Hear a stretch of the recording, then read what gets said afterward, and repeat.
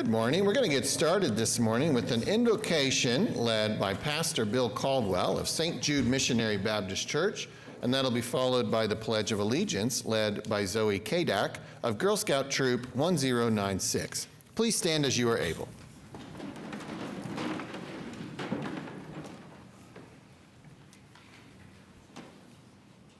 Let us go to God in prayer. Most gracious God, we come to you today thanking you for yet another opportunity to abound in your grace, your mercy, and your glory.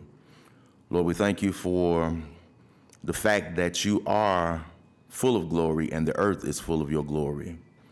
We thank you that you allowed for Oklahoma City to be part of the epicenter where your glory resides. We thank you, O God, that you have allowed for us to be in this place and space for a time such as this.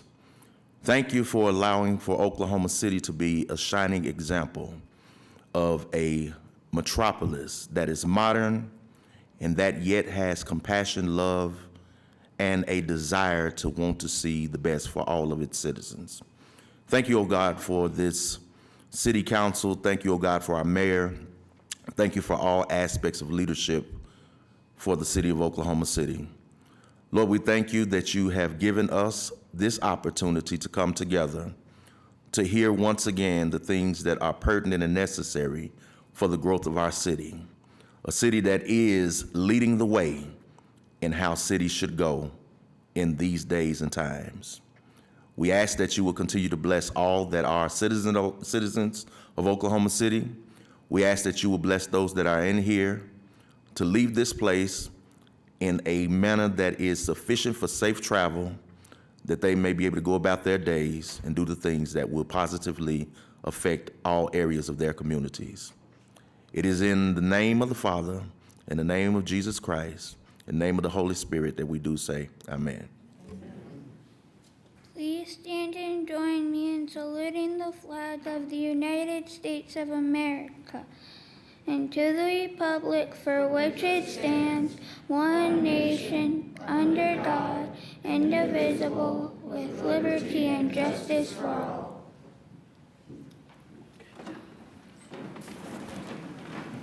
Thank you, Pastor Caldwell, and thank you, Zoe. All right, I call this meeting of the City Council to order, and I'm going to make my way to the front for a couple of presentations under Office of the Mayor.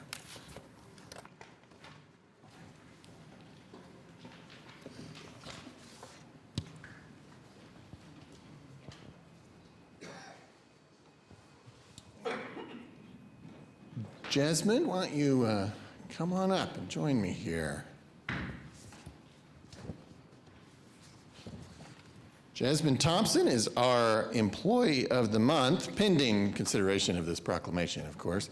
And we'd like to learn a little bit more about you, and so I'd ask the clerk to read this resolution. Whereas Jasmine Thompson has been a city employee for 2 years and serves as a meter reader for the Utilities Department. And whereas Jasmine completes routes efficiently and accurately, supporting billing integrity and operational excellence. And whereas Jasmine approaches his work with punctuality and a positive attitude, contributing to a courteous and supportive environment. And whereas Jasmine assists in training new employees and temporary staff, sharing his knowledge to promote team success. And whereas Jasmine's collaborative approach and willingness to help others strengthen team performance and foster effective operations. And whereas Jasmine exemplifies the city's one city, one team vision and service-first values through reliability, teamwork, and commitment to quality service. And whereas Jasmine's strong work ethic, consistent dedication, and professionalism reflect the high standards expected of city employees. Now, therefore, be it resolved by the Mayor and Council of the City of Oklahoma City that they do hereby thank and commend Jasmine Thompson, February 2026, South Oklahoma City Kiwanis Club Employee of the Month. Thank you. Now, this is a resolution, so let's see if we can pass it real quick, and then we'd love to hear a few words from you, Jasmine. So let's get a motion in a second. Please cast your votes. I wish to vote aye. I feel like I'm in a game show. Yeah, I know, right? Passes unanimously. Well, Jasmine, you were a joy just in the 3 minutes that we shared in my office. So I think that clearly your attitude is lifting up your whole department, and that's why they named you or nominated you for Employee of the Month just 2 years into your service here. So we'd love to hear a little bit of that energy this morning if you want to share it. The floor is yours. All right.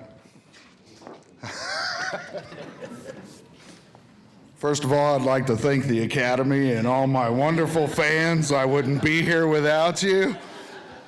But no, on a serious note, I have a wonderful supervisor back there that nominated me. Yeah, you. And then my UOS over here is a great guy. I'm just blessed to be part of the city, and I'm really fortunate, man. It's awesome. I'm a city resident myself, so I'm a customer of the city, and so I just feel like this is my way of giving back to the community. So thank you very much. I appreciate it. Thank you. Hear it for Jasmine. That's yours to keep. All right, if all the Key to Home people would come up, every single last one of you. I know that's like much of the room.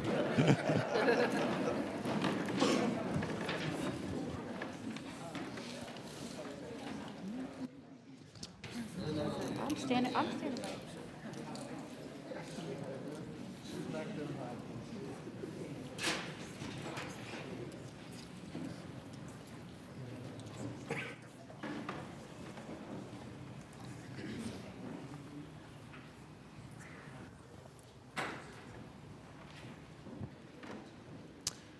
Well, Key to Home, is an example of us taking best practices from around the country and applying them here in Oklahoma City. And of course, you may have seen recently passed a milestone of 500 people who have been housed through the Encampment Rehousing Initiative.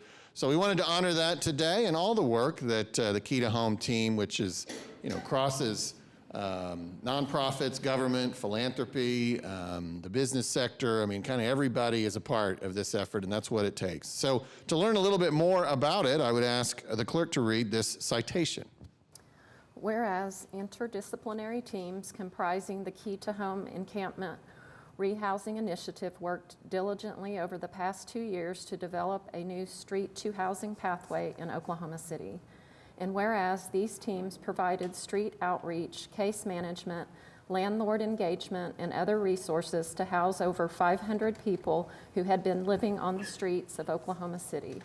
And whereas the Encampment Rehousing Initiative has successfully closed 30 encampments across the city and partnered with city departments, private property owners, community-based organizations, and law enforcement to prevent these sites from being redeveloped. And whereas the teams supporting the Encampment Rehousing Initiative built trust and rapport with people experiencing homelessness to successfully house 92% of the neighbors they engaged. And whereas the Key to Home Partnership represents a groundbreaking collaboration among local nonprofits, service providers, and government agencies. And whereas this initiative not only provides housing, but also connects individuals to supportive services, ensuring long-term stability and reducing barriers to health, employment, and community integration. And whereas the success of this plan reflects Oklahoma City's commitment to compassionate, evidence-based solutions that prioritize dignity and support for all residents. Now, therefore, I, David Holt, Mayor of the City of Oklahoma City, do hereby commend the Key to Home Partnership for its progress in advancing solutions to homelessness and fostering collaborative partnerships that strengthen the well-being of our community. Thank you. Now, Jamie, if you could make your way over here. Of course, Jamie Caves is well known for leading much of this initiative, and we'd love to hear a few words from you, if you don't mind, on behalf of everybody gathered here this morning. We are so thrilled to celebrate this significant accomplishment for our community. Not everyone is able to be here today, so those that are here and everyone else, we just want to say thank you to the effort and the commitment that you have made to our community and to our neighbors. 500 people are sleeping inside and taking warm showers and locking their doors because of you, and that impact is so important to our whole community. We are thrilled to bring all of these partners together and collaborate and create a new pathway to housing for folks in our community. And being able to work together across organizations in this way helps us know that together anything is possible. And so we're so excited to celebrate today and looking forward to the work that is left ahead of us. Thank you. Let's hear it for Keita Home.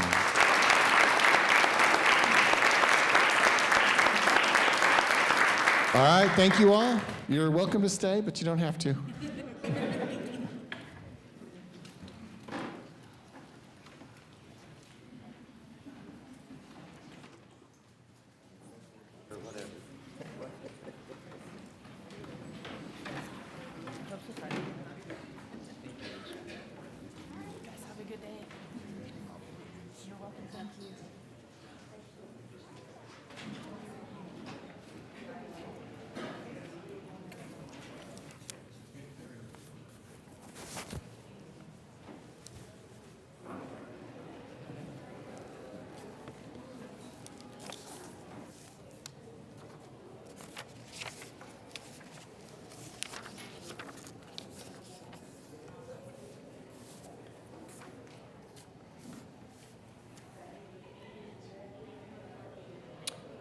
All right, we are done with Office of the Mayor, which brings us to item 4, which are items from council. And we do have one today. Item 4A is a resolution approving travel expenses for Council Member Avers to attend the NLC meeting in Washington in March. We could take a motion on that.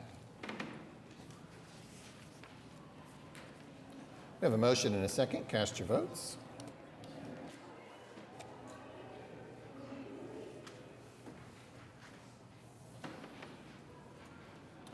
Passes unanimously and with the necessary 6 affirmative votes. Item 5, City Manager reports. Mr. City Manager. Thank you, Mayor. We have a brief presentation this morning.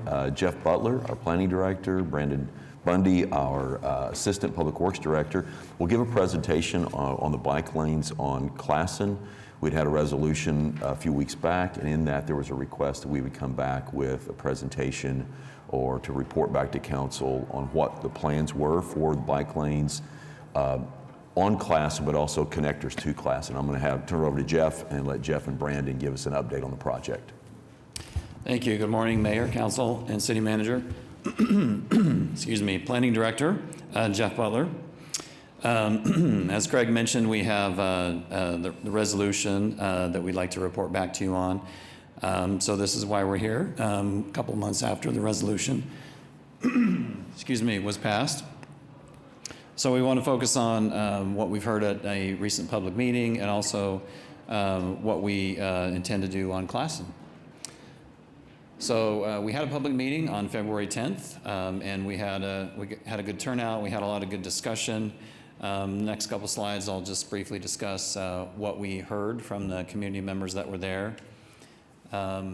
We had a lot of kind of verbal feedback and also written feedback, and so this is a summary of some ideas that people had, including ITS lighting, intersections, signal priority for cyclists, speed feedback signs to help reduce speeds.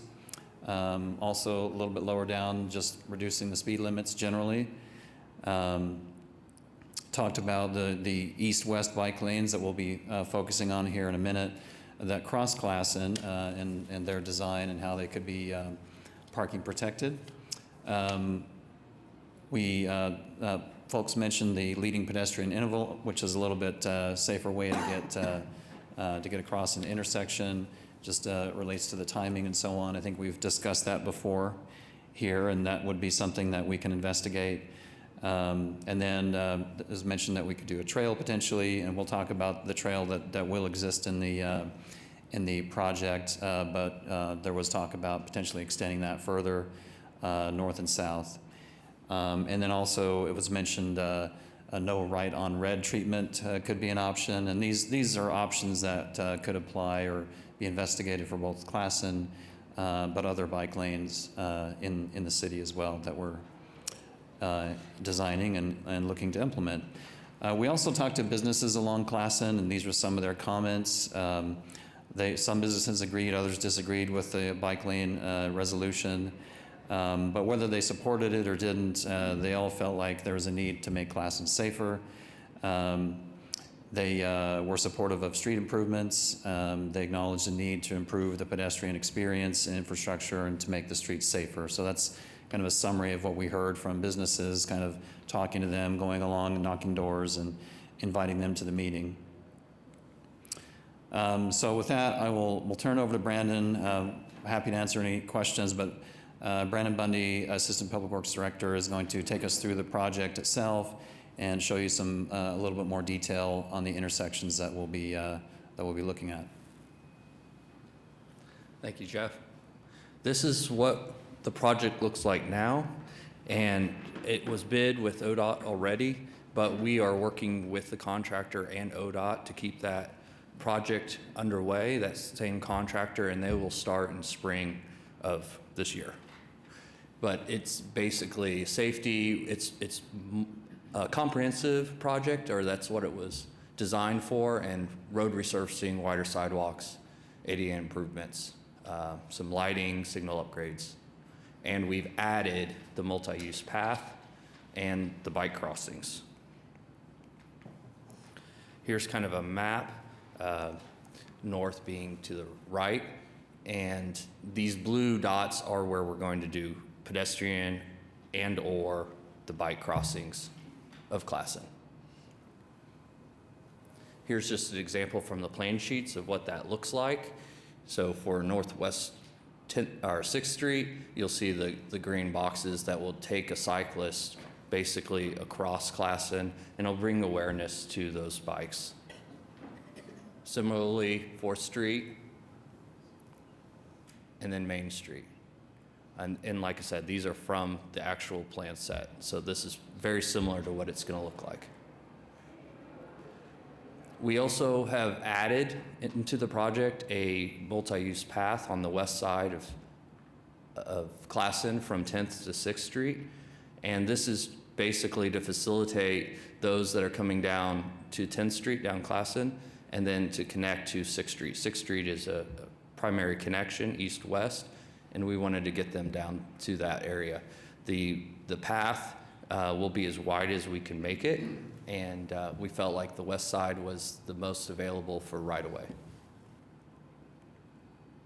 So with that, I kind of went over the timeline, but I'm available for questions. No one else? Okay. Thanks for the presentation. I do have a few questions. One relates to 16th to 10th Street.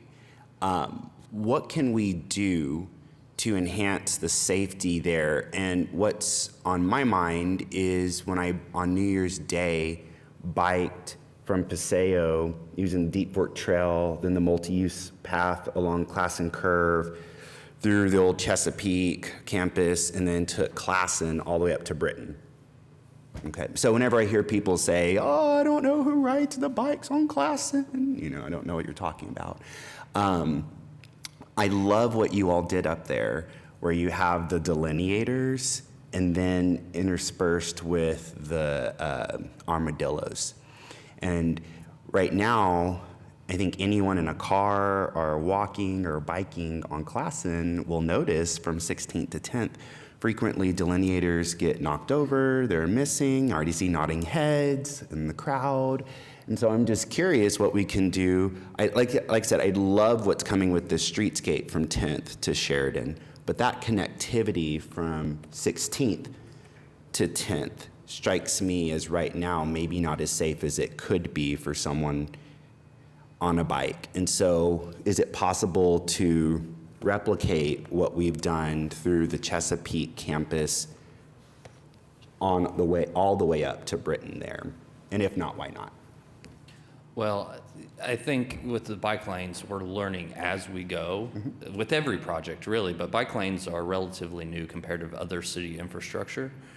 And what we did 4 years ago was a result of years of design. So when we say it was implemented, I'm not sure when it was installed, but when it was installed, there was years prior that they were setting those standards. We have learned a lot, and Classen being our newest example, North Classen, and I think we can go retrofit some of those things. It comes down to money, obviously, and I think and a maintenance aspect to it. So we can look at that. Changing out delineators is relatively inexpensive when it comes to bike infrastructure. And so that's something that we can draw attention to, especially to our crew. We have one crew that does do bike maintenance, and we can look at that. So I think too, this project specifically that is an ACOG project, an ODOT project, is from 10th Street to Main Street, correct? Yes. So it wouldn't be in this specific project, but we will take that in consideration, just like what we did with the other feedback that we received on bike lanes and how we can make improvements. And we can have conversations about what we could do, what would it cost, what would we recommend here, and what improvements we can make. So it's definitely something that we can take in consideration and look at what we can do in that area. So I appreciate that. I am curious what sort of timeline we're looking at, because if we're going to do the streetscape from 10th to Sheridan, like we're going to have this wonderful improvement with the multi-use path and the lighting and everything. But let's say a tourist who's here, right? Let's say someone who's working downtown, and they use that new multi-use trail, which I'm guessing will be quite state-of-the-art from the work I know you all are capable of doing. But then when they get to 10th Street, that safety diminishes drastically. And so let's say we finish this project. When do you anticipate the streetscape concluding, sir? I don't know what the construction days are, but let's just say 6-9 months. Okay. Probably. 6 to 9 months. It's a child. So once that's built, so you're talking about by the end of this year, and someone rides that come New Year's Eve or January, and then they get to 10th and they're heading north, they're not going to have that same safety, is what I'm saying. And so I'm trying to impress upon us a sense of urgency in completing safety from 16th, where Chad's ghost bike is, to 10th. So I understand that the streetscape is funding from 10th to Sheridan. I please don't think I don't understand that. I am saying that there's a gap in safety from 16th to 10th that I would suggest to us has a sense of urgency to it, is what I'm getting at. We'll discuss that to see what we can do in terms of what timing would be. I just can't say right now what that timing would be. We'll discuss that and get back to you and let you know what we think the timing might be on what improvements we could make. Part of it, as what Brandon was saying, is like we'd have to look at with our bicycle lane funding that we have, like what funding we would use and what we'd move over there. So let us work on that and see what we can do with it. It does still have the delineators there, those that have survived so far. So those delineators will still exist until we can make a change. Yeah, the one thing I'd ask, when you take a look at all this, if you can come back and report to us not only plans for development, but also plans for maintenance over a period of time. And that's, some of us have been looking at the issue of delineators versus armadillos and which are more durable and which are more safe. And I think we need to factor all of that in because if you look at a lot of streets where we put in delineators, many of them are missing or knocked over. And so it's like you said, we're learning. And so we need to keep looking at this, especially as to the issue of a delineator versus an armadillo, in my opinion. Thank you. And then can we go back? I appreciate those comments, Counselor. Can we go back to what we heard from the residents?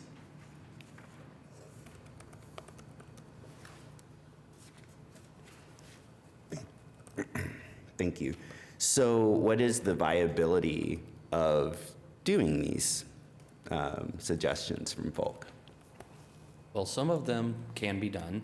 Some of those are probably maybe a little bit more further out.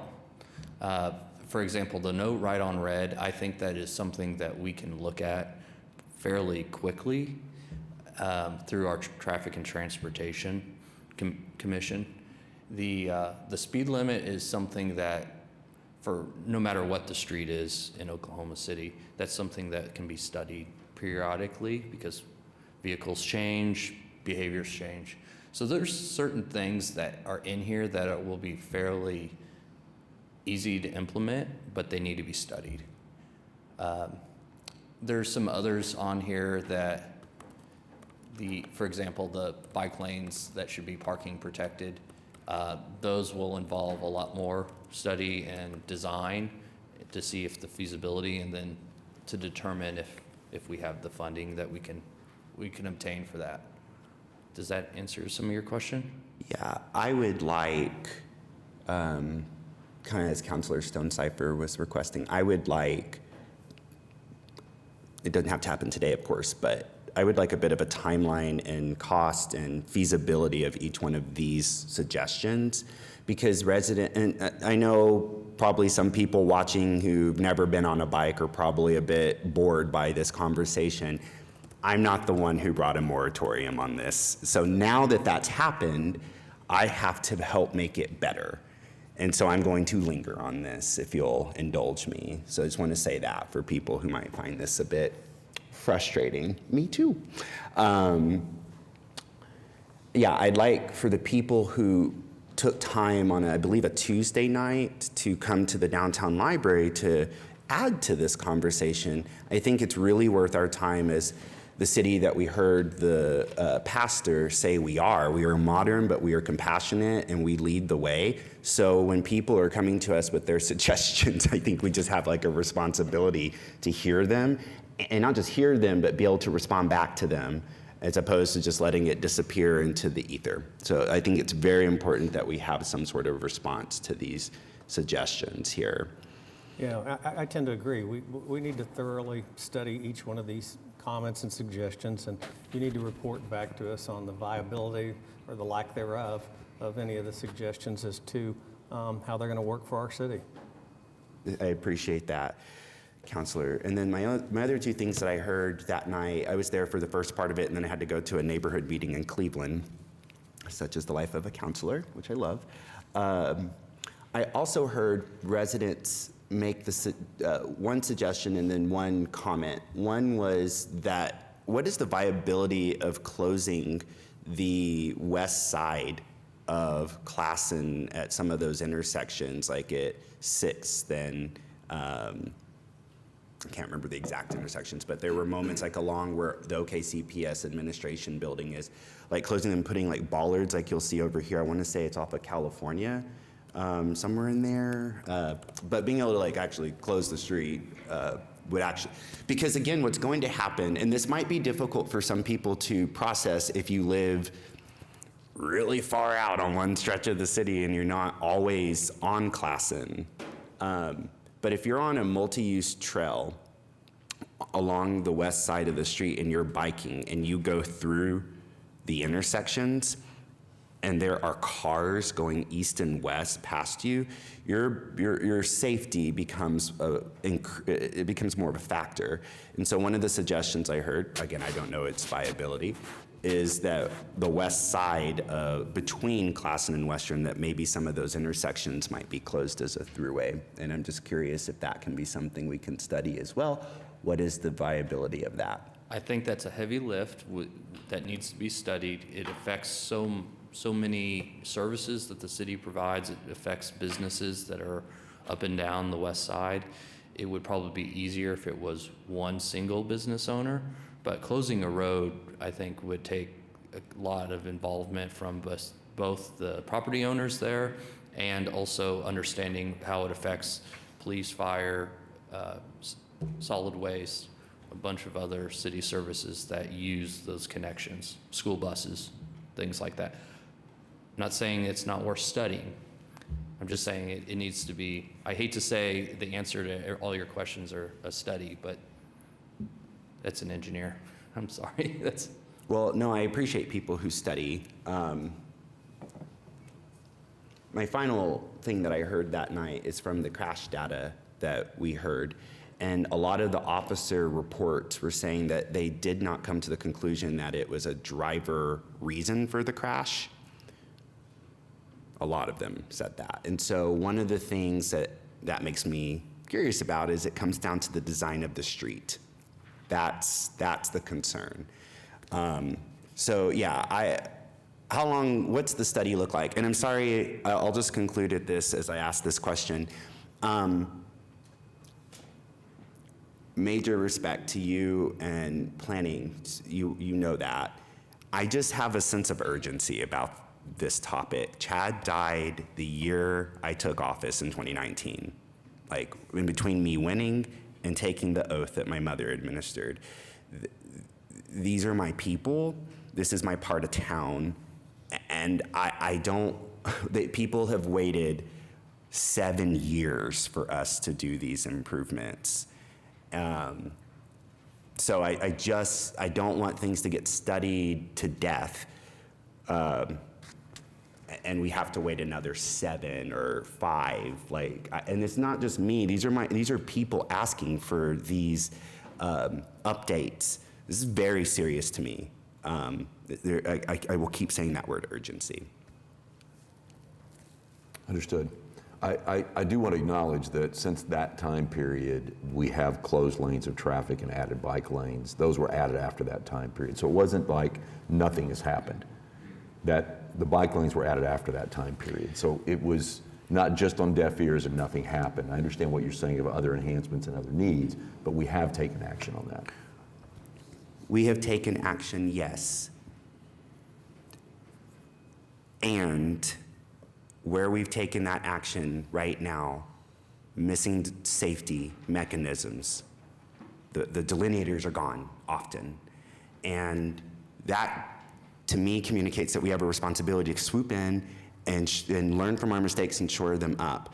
And it's just that one part that we did. We have not completed this stretch from 10th. So if someone they can only get as far south as 10th Street. So I do hear what you're saying, but hear me as well as what I'm saying, is that there's work to be done and there's an urgency to that work. I want to add something here. Of the multiple calls we got on the bike lane issue, a lot of them came from north of 63rd Street and the businesses on Classen up there. One of the things I'd be curious about is how many single car wrecks or from cars hitting the armadillos. Single car wrecks is probably not the wrong, because you're not going to call the police, so getting that data. But I had a whole lot of people up there tell me that a little Toyota bounces off of one of those and breaks the front wheel off, but that's a 1-lane street at 30 miles an hour, when now we're talking about a 3-lane street at 50 miles an hour. A little Toyota hits one of those and bounces off. Now it goes across 3 lanes of traffic.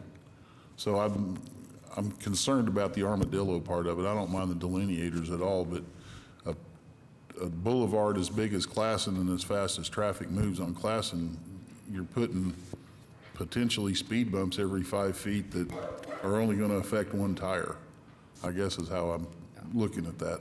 So just a thought. Can I ask this question? I think part of the conversation when we passed the resolution was about the overall picture of bike lane availability in the area. And so I appreciate this recap of improvements on Classen, but I'm just wondering if there was any discussion about some of the concerns around the bike lanes on Western and Chartel. You know, part of the argument again is people have alternatives to Classen. So were there improvement discussions about those areas? Yes, and thank you for queuing up a note I skipped over. On Western, lighting was one of the big issues that they communicated, and that's something that we as the city pay for already, the lighting that's existing. So immediately we went out there and kind of audited the lighting that was out there, and we found that there were some that were inoperable. And so immediately we turned in work orders. Now, Have they been repaired or where they are in the queue to be repaired? I'm not sure. Once those lights are all operating as they should, we're going to evaluate again and determine if it's adequate enough. Now, lighting is very subjective about what is adequate. So when I say that, there are probably people that are watching or behind me that say, well, it's never enough unless you have this much lighting, as in this room. But we do have some standards that we want to look at and make sure that they're adequate to our standards. Well, and I'm glad you asked that question. Let me also add, and in public, express additional gratitude. So Brandon and Max in planning and I went, at my request, on a walking tour of Western from Northwest 23rd, because again, it's a connectivity issue. It's not just Sheridan to 10th to 16th. It is, how do you get all along those neighborhoods and the coffee shops and the restaurants and the schools and the grocery stores, the whole stretch of Classen, right? So we actually, and I am so grateful for you and Max taking time to do this, but we walked. We got out of our cars, or me and Max, our bikes. And thanks for having your car there. We were able to put our bags in there. But we walked from 23rd all the way up to Northwest 39th Street. That whole stretch along Boys and Girls Club, the churches, the everything. And I mean, with the fine-tooth comb, look to see where we've put in new maps for sidewalks, which thanks to the voters, thanks to the maps office and planning, et cetera, where we've put in new sidewalks and where we could be putting crosswalks from one ADA side of the road to the other. Where can we be removing old paint where there's not ADA connectivity? Where can we be putting more, there's curbs that are completely like diminished up there. When you go from 30th up to about Boys and Girls Club, that could give us some room to either kind of narrow a little bit to make it safer, the street. Because it's Sharrows, there's no bike lane from 30th to 36th, right? You're asking someone on a bike to be in traffic with the car, right? So what can we be doing? And I mean, it was about a 2-hour interrogation, right? And so I'm really grateful for that. But I just want you to know we're thinking about these sorts of things. So when I bring these things up on the horseshoe, I want you to know behind the scenes, I'm actually out there with staff, and I really appreciate staff taking time to join us for that. So it really matters, and I appreciate that question. All right, thank you all. Thanks, Brandon. Thanks, Jeff. Appreciate the work. And council, thank you for your input and feedback. The only other thing we have on is claims and payroll, and that it can be found at okc.gov. And that's all that I have.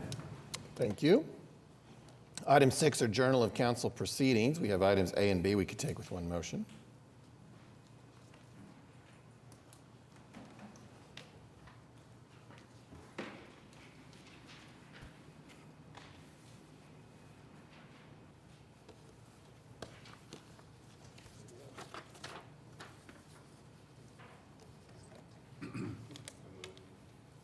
All right, we're going to have to take a vote. All right, we've got a motion and a second. Do you want to go around the horn, Amy? Ward 2. Yes, Ward 2. Sorry. Ward 4. Aye. Ward 5. Ward 7. Yes. Ward 8. Yes, please. Mayor Holt. Aye. Passes unanimously. All right, item 7 are requests for uncontested continuances. Item 9C is already on the agenda to be stricken. Is there anything else, Mr. City Manager? Yes, we have a few. Starting on page 15 with dilapidated structures, all the items that I list today we will strike from the agenda. This is item 11B1, and it's item H 2930 Northwest 73rd Street. The owner is removed. Then continuing on page 15, item 11C1, item A 2461 Northwest First Terrace. The owner is secured. And item D 2635 Southwest 29th Street. The owner is secured. And that's all the items that I have. All right. Item 8 are revocable permits and events. And item 8A is a revocable permit with the Oklahoma City National Memorial Foundation for the Memorial Marathon at the end of April. And we have Lynn Porter here. Thank you, Mayor, and thank you, Council. We are less than 60 days out from the marathon. Race weekend is the 24th through the 26th of April. We expect 30,000 runners this year. Last year we had about 26,000. We are on track to do 30,000. We have over 3,000 volunteers. This is a way for us to honor all of those who were killed on April 19th, 1995. The Memorial Foundation does not receive any state or federal funds or city funds annually, and so this is our fundraiser for the year, and to keep on the mission of the memorial and museum, to keep that operational. And so we are pleased that the city always comes out for us every year, along with lots of different spectators, and it's just a wonderful way to celebrate life after April is just a really difficult month for a lot of people, and so this is a way at the end of the month to kind of end on celebration of life. All right, well, thank you. This crosses into Wards 2, 6, and 7. I don't know if anybody wants to jump in here. Sure, I'll jump in. So excited for the Memorial Marathon. It passes in front of my house, and so Lincoln Terrace is always really excited we have a lot of people that gather, so it's really an awesome event. So excited to see it happen this year, and I move approval. Oh, very good. Motion and a second. Cast your votes. Thank you. Thank you. Passes unanimously. I have a very, very small ownership interest in McNally's group, and so I will step aside, and our past Vice Mayor, Councilman Cooper, will preside over item 8B. Thank you, Mayor. And because I do not have any ownership in this. Hi guys, how are y'all doing today? My name is Brooke Glassford. I am the bar manager at McNally's, and we are going to be celebrating our 17th annual St. Patrick's Day block party. We're asking to close North Walker and at 10th Street, that's right next to the pub, to kind of celebrate roughly about 5,000 people that come out for that day. Last year we did it for 3 days, so luckily we're only going to be doing it for just this March 17th day. We will have some tents out there, some beer trucks, and some food to be selling, and just kind of have a big festive event. We'll be ending the night off with Mike Hosty as he's singing out and kind of closing out our night.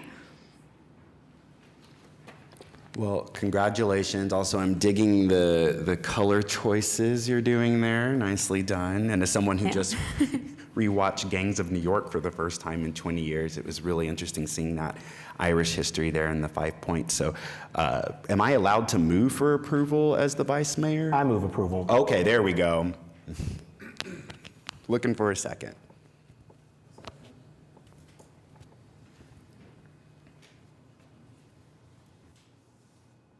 Cast your votes.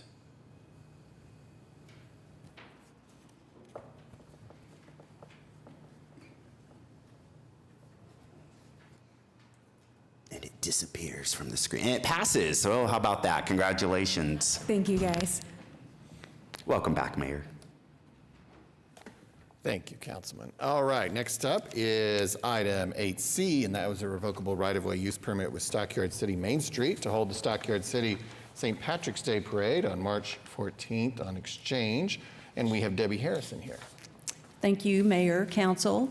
Well, I can't believe it, but it's almost time again for the annual St. Pat's Parade in Stockyard City. We would like to hold that on Saturday, March the 14th, starts at 10 a.m. We are going to be led by the Longhorns. We have a number of equestrian groups that are participating, a lot of pageant royalty and community organizations and businesses representative of the area. So we would like your approval, and if you can come that day, that would be fabulous. All right, thank you. I think anybody can step in since Ward 6 is absent today and make a motion. absent but not forgotten. Same spiel, Irish great, love the wardrobe, Gangs of New York, 5 points, and move for approval.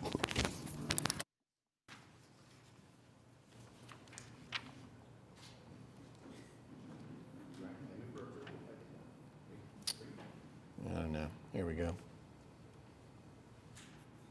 Got a motion and a second. Cast your votes. Passes unanimously. Thank you. Thank you. All right, now we'll recess the council and convene as the Oklahoma City Municipal Facilities Authority. There are no presentations, but we do have a resident who's signed up to speak on item B, Angela Cosby from the Arts Council. Hi, Angela Cosby, Executive Director, Arts Council, Oklahoma City. We missed the opportunity to come and speak during our revocable, so thank you for approving that. As you know, we're responsible for planning Festival of the Arts. This April will be the 60th anniversary, and with this agenda item, we're just so grateful to have a home in downtown Oklahoma City to be able to partner with Parks and Rec, with the City Council, all the city officials, the Oklahoma City Police Department. We're just very grateful to be downtown and to do what we do, which is bring the arts and the community together. Thank you, Angela. Well, very good. We can take all of these items, actually, A through J, with one motion now.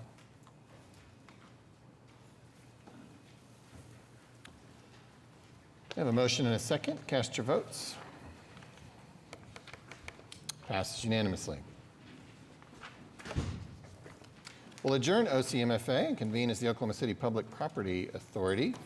We do have a presentation here, actually a few, right? So we have we'll start with the presentation that will cover items B and C.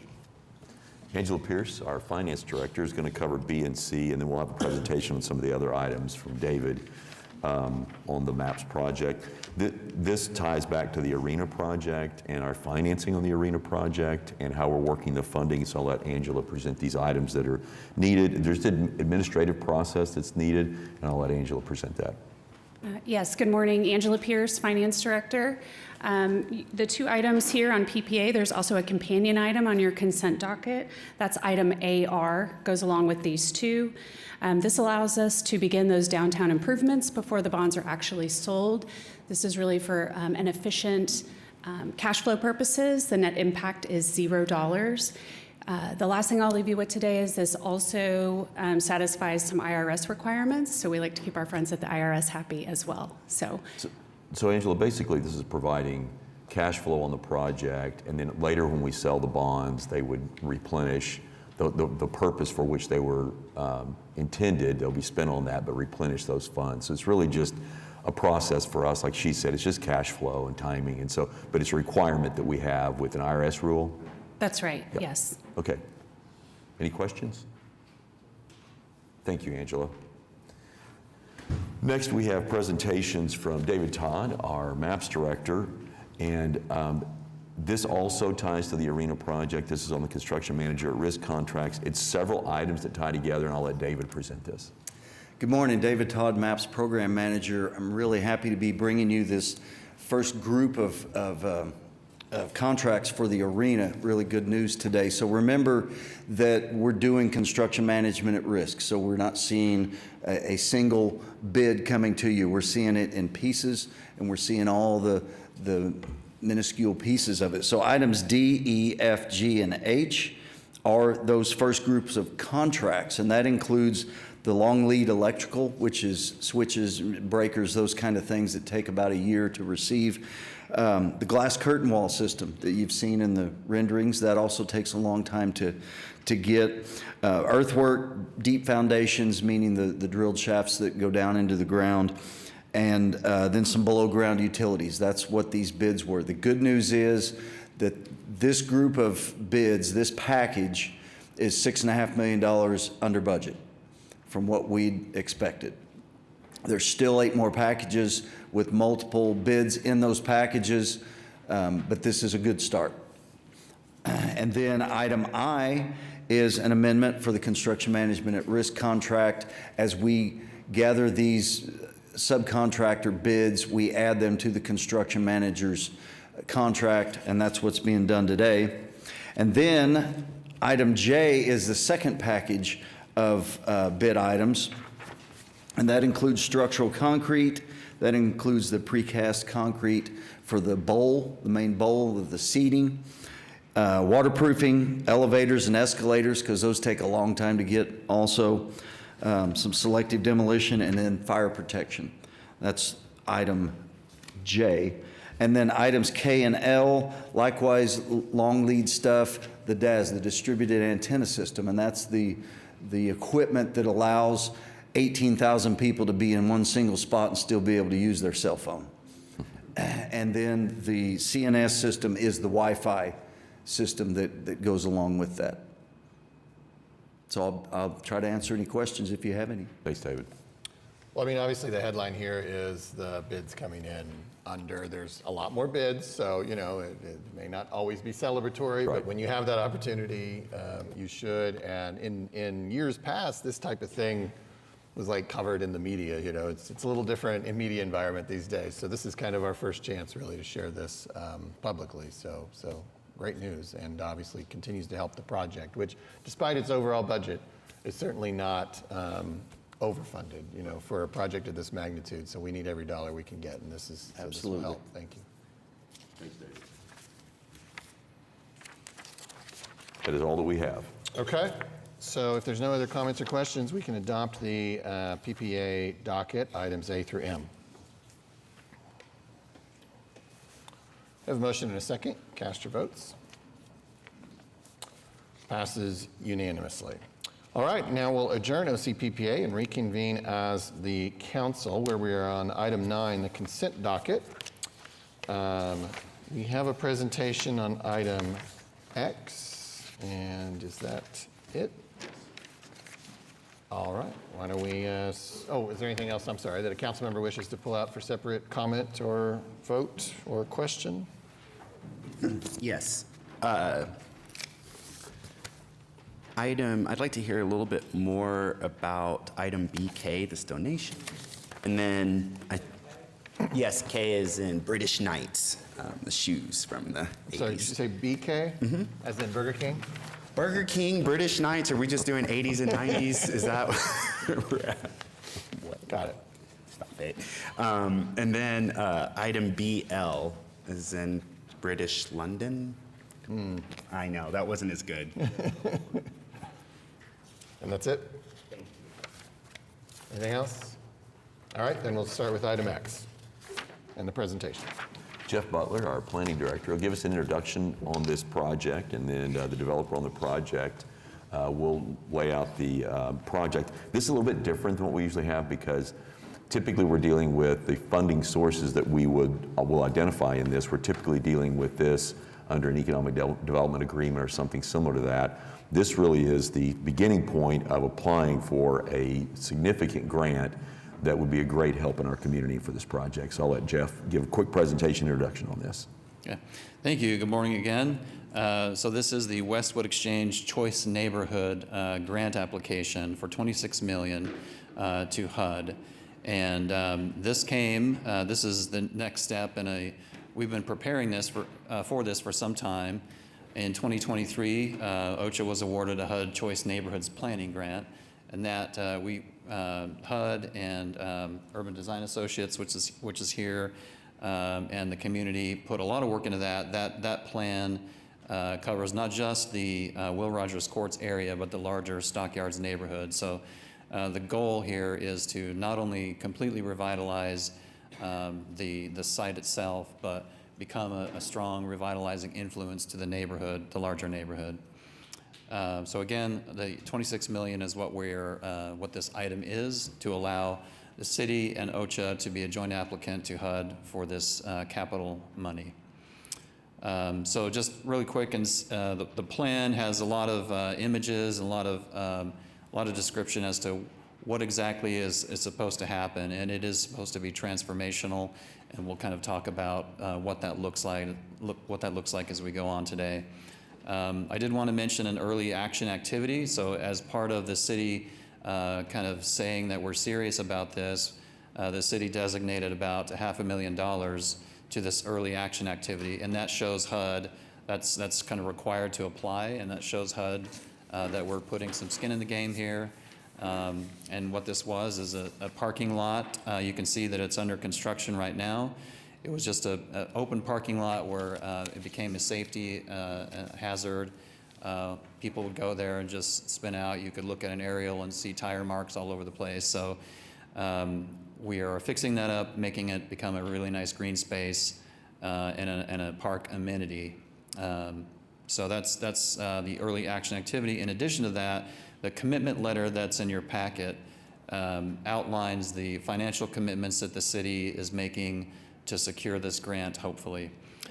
So the city will serve as co-applicant and as neighborhood lead entity, which means we're working to do everything we can to make the neighborhood to help revitalization efforts.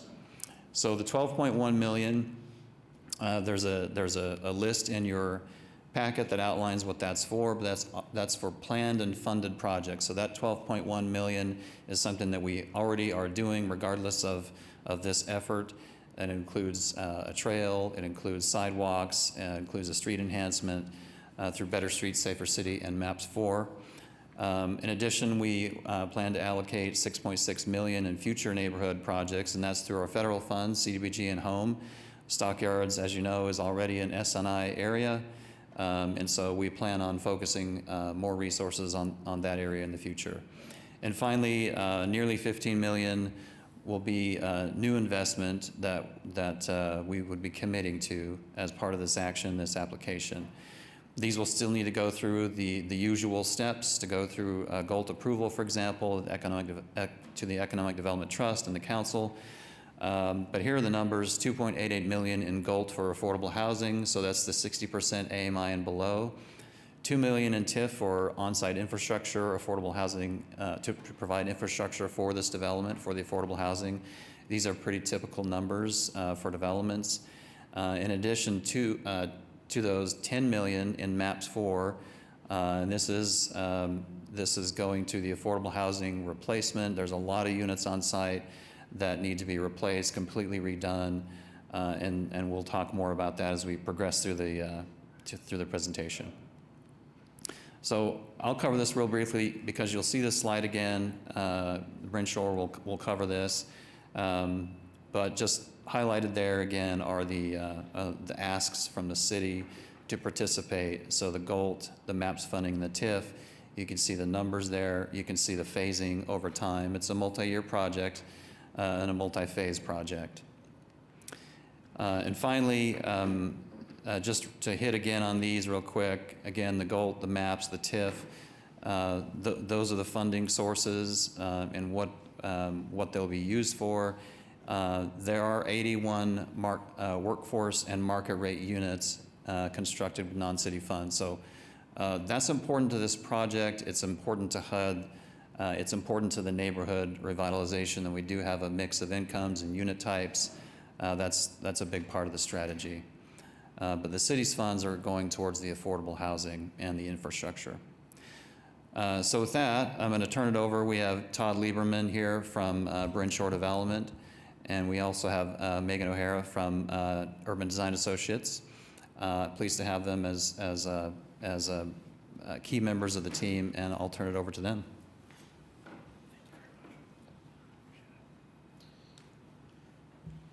Morning. My name is Todd Lieberman. I'm the president of Bryn Shore Development, and I'm honored to be with you here today for this really exciting project.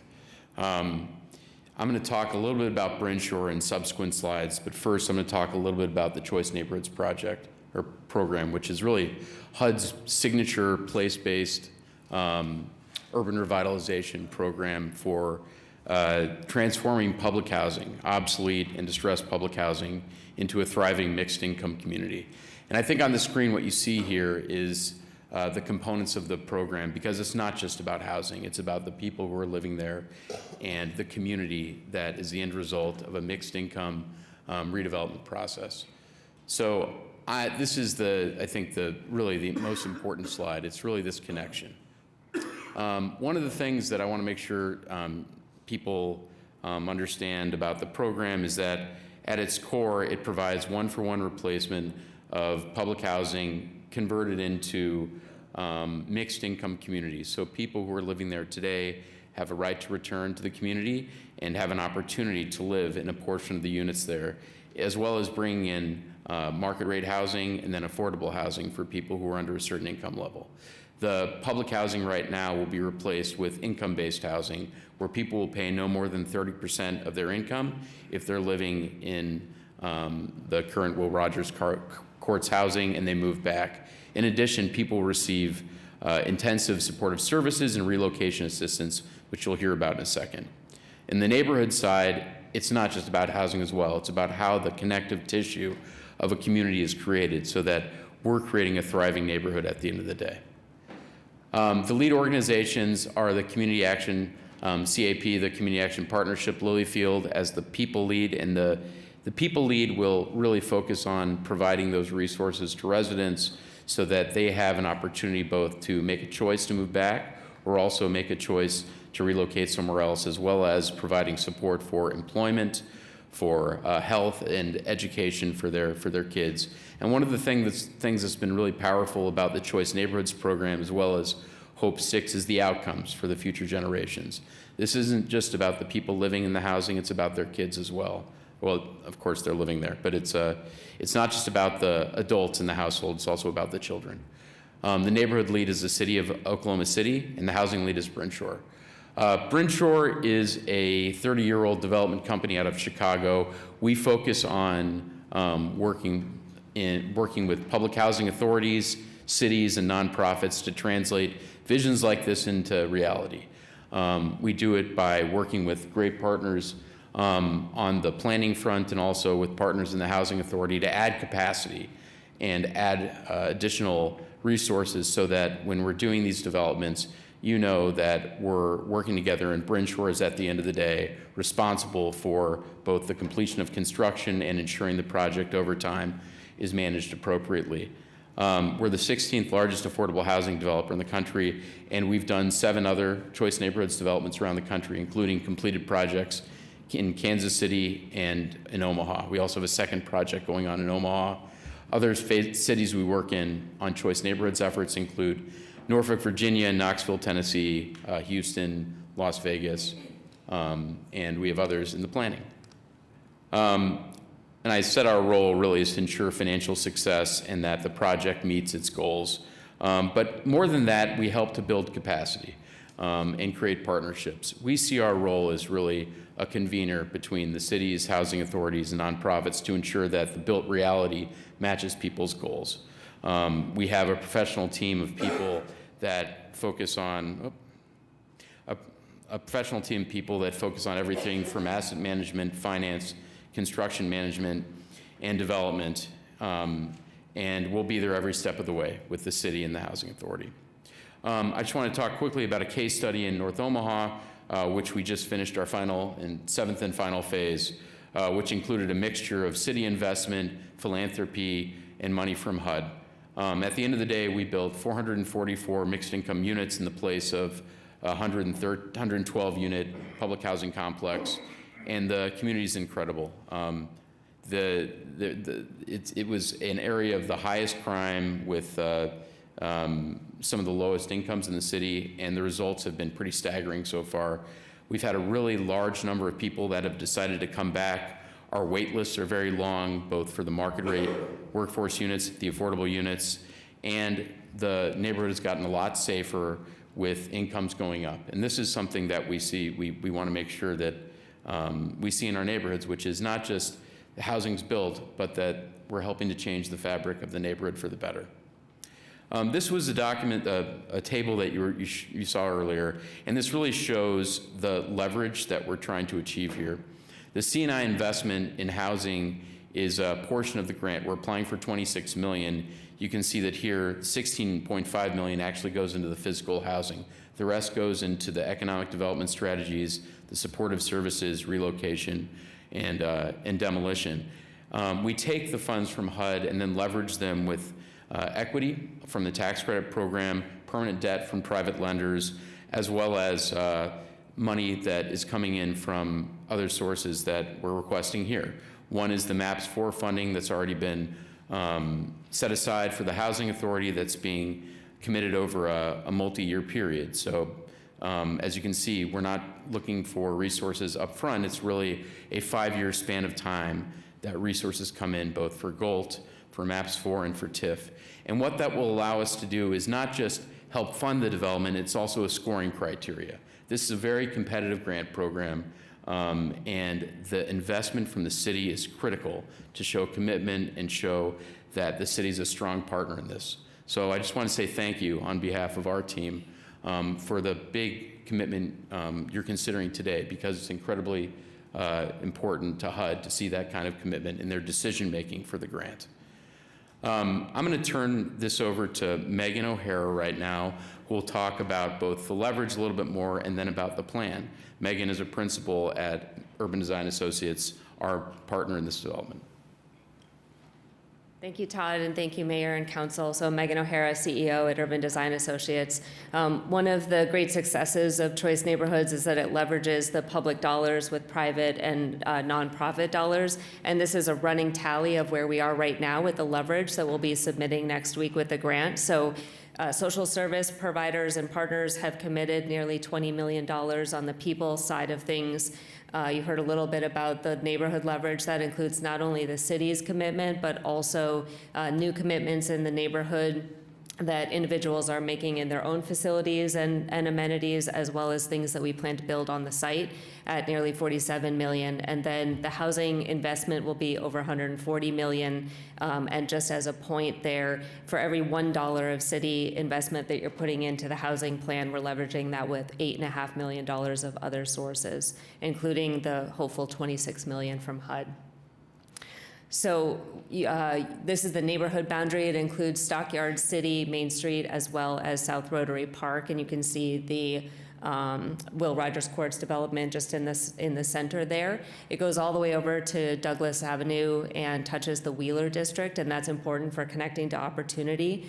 And you can see in the teal tone in the upper area, that is the Strong Neighborhoods Initiative boundary. So we are actually able to leverage the dollars that the city is already investing through SNI for the CNI application. We are able to propose 3 projects to HUD for the neighborhood component that will bring economic development and help transform the neighborhood. Those 3 projects are to create a neighborhood gateway and public art at the highly visible intersection of Exchange Avenue and Westwood Boulevard.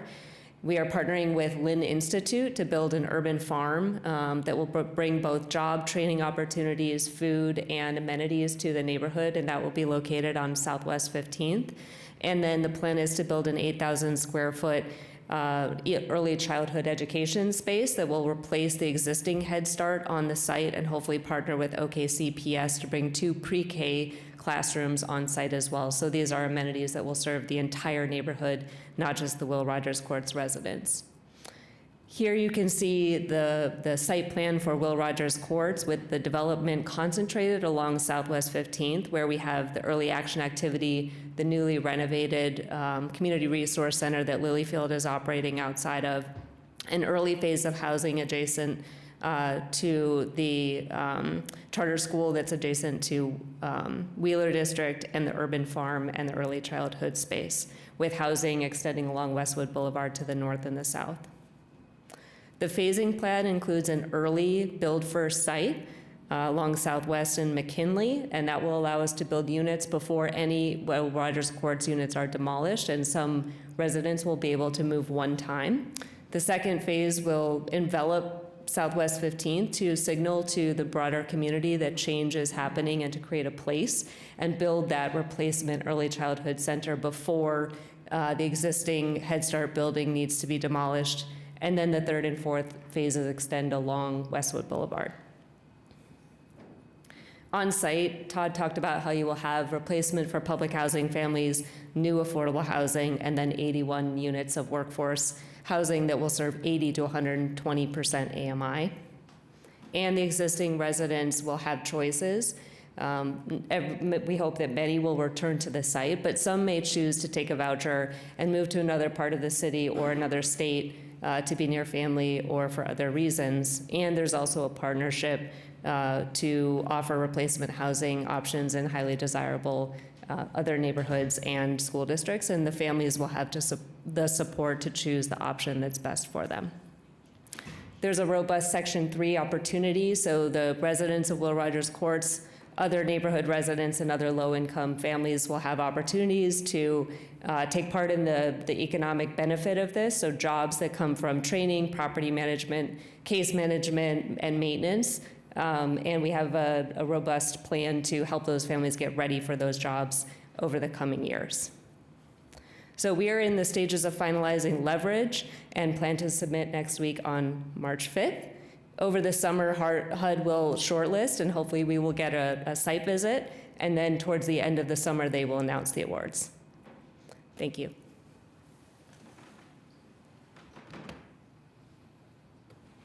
Thank you. Any questions for us? I have a couple questions. First of all, thank you so much for this presentation.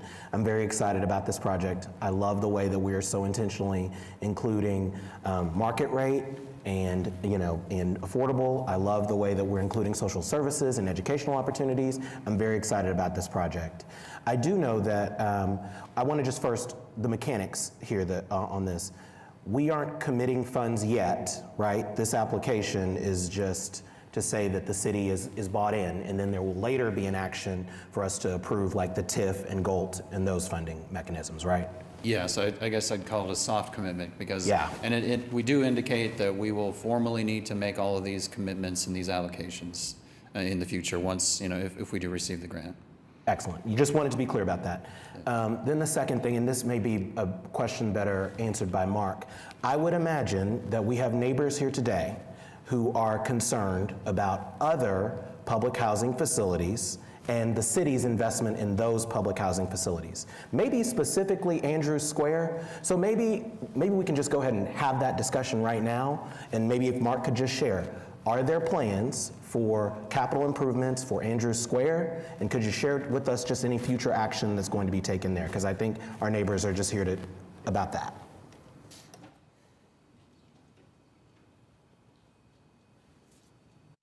Thank you, Councilman. I'm Mark Gillett. I'm the Executive Director of the Oklahoma City Housing Authority. Offices at 1700 Northeast 4th. Andrews Square. We'll all remember the fact that December the 26th, in the middle of the night, a 4-inch water main broke at that location. The current status of that is that the residents that were located on that side of the development on the first floor, there are 20 units. They were relocated to an apartment and have been offered housing in other locations around the city or at Andrews if they cared to stay there. We are not yet finalized with that relocation, but we're getting closer every day.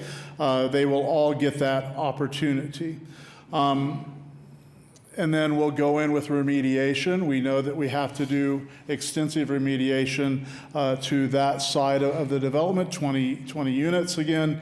And we're starting that remediation as we speak, and then we'll have that completed over several months. But the residents that lived in that block of units have been taken care of. Support towards those developments. We've talked often about the fact that there's not a lot of capital fund money that comes from HUD to help us revitalize those units. We are exploring programs with HUD like Choice. There are other smaller opportunities for us to work on public housing developments. And then, of course, we appreciate very much the city's investment, the citizens' investment through MAPS so that we can revitalize our public housing property over the next 8 years now, I guess, and we're working on that strategy. There's never enough money, Councilman. We appreciate the money that we do get, and we use it to the best of our abilities.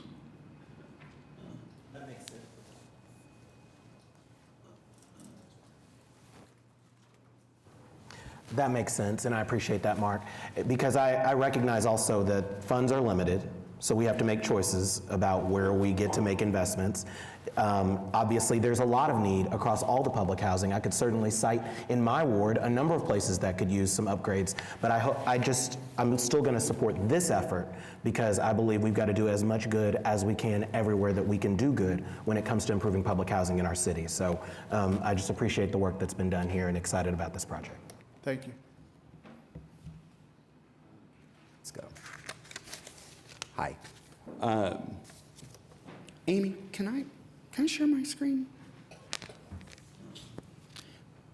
I would like to Councilor Pennington's comment, for some people who are seeing all the homelessness in our city and who are, especially our friends at Andrews Square and the other public housing in the city, I think we need to understand why those funds are limited. And I know some of us do, but I just want to, in public right now, let everyone know if you don't know. So I'll just read this. So a half a century ago, America invented modern homelessness. The stage was set with the shuttering of psychiatric hospitals in the wake of abuse scandals and the introduction of new psychotropic medications. Then, cities started offering tax incentives to owners of flop houses or single-room occupancy hotels to convert their properties into market-rate rentals, condos, and co-ops. In New York City alone, more than 100,000 SRO units that had housed substance abusers, elderly singles, former inmates, and the mentally ill were lost. During the 1980s, back-to-back recessions, combined with the Reagan administration's severe federal cutbacks targeting low-income housing and poverty assistance programs, so that's the cuts, forced more and more Americans, including large numbers of families, into homelessness. At the same time, well-paid manufacturing jobs moved overseas, and steel workers had to start pushing brooms at McDonald's. An oil crisis drove up fuel prices, which bumped up rents, as did a new generation of gentrifiers discovering the architectural pleasures of historic neighborhoods. And I'll conclude with this paragraph. On top of all of that, Reagan-era tax reforms encouraged the construction of high-end, single-family homes, but not of affordable multifamily rentals. There were 515,000 multifamily homes built in America in 1985, but just 140,000 built in 1991.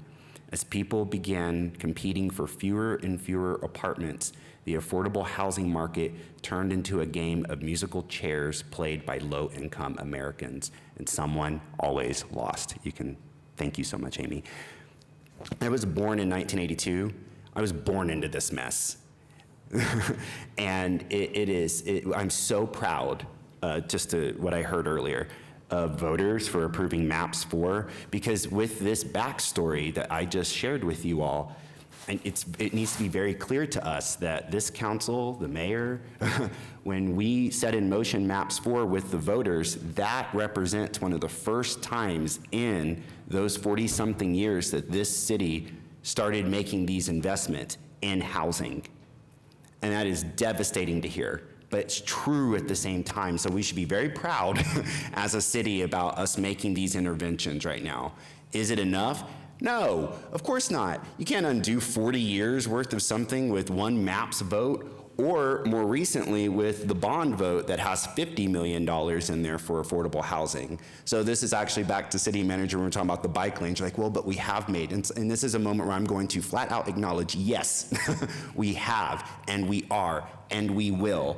So it is critical that we all take stock in the investment in ourselves that we are making right now to undo this horrible history.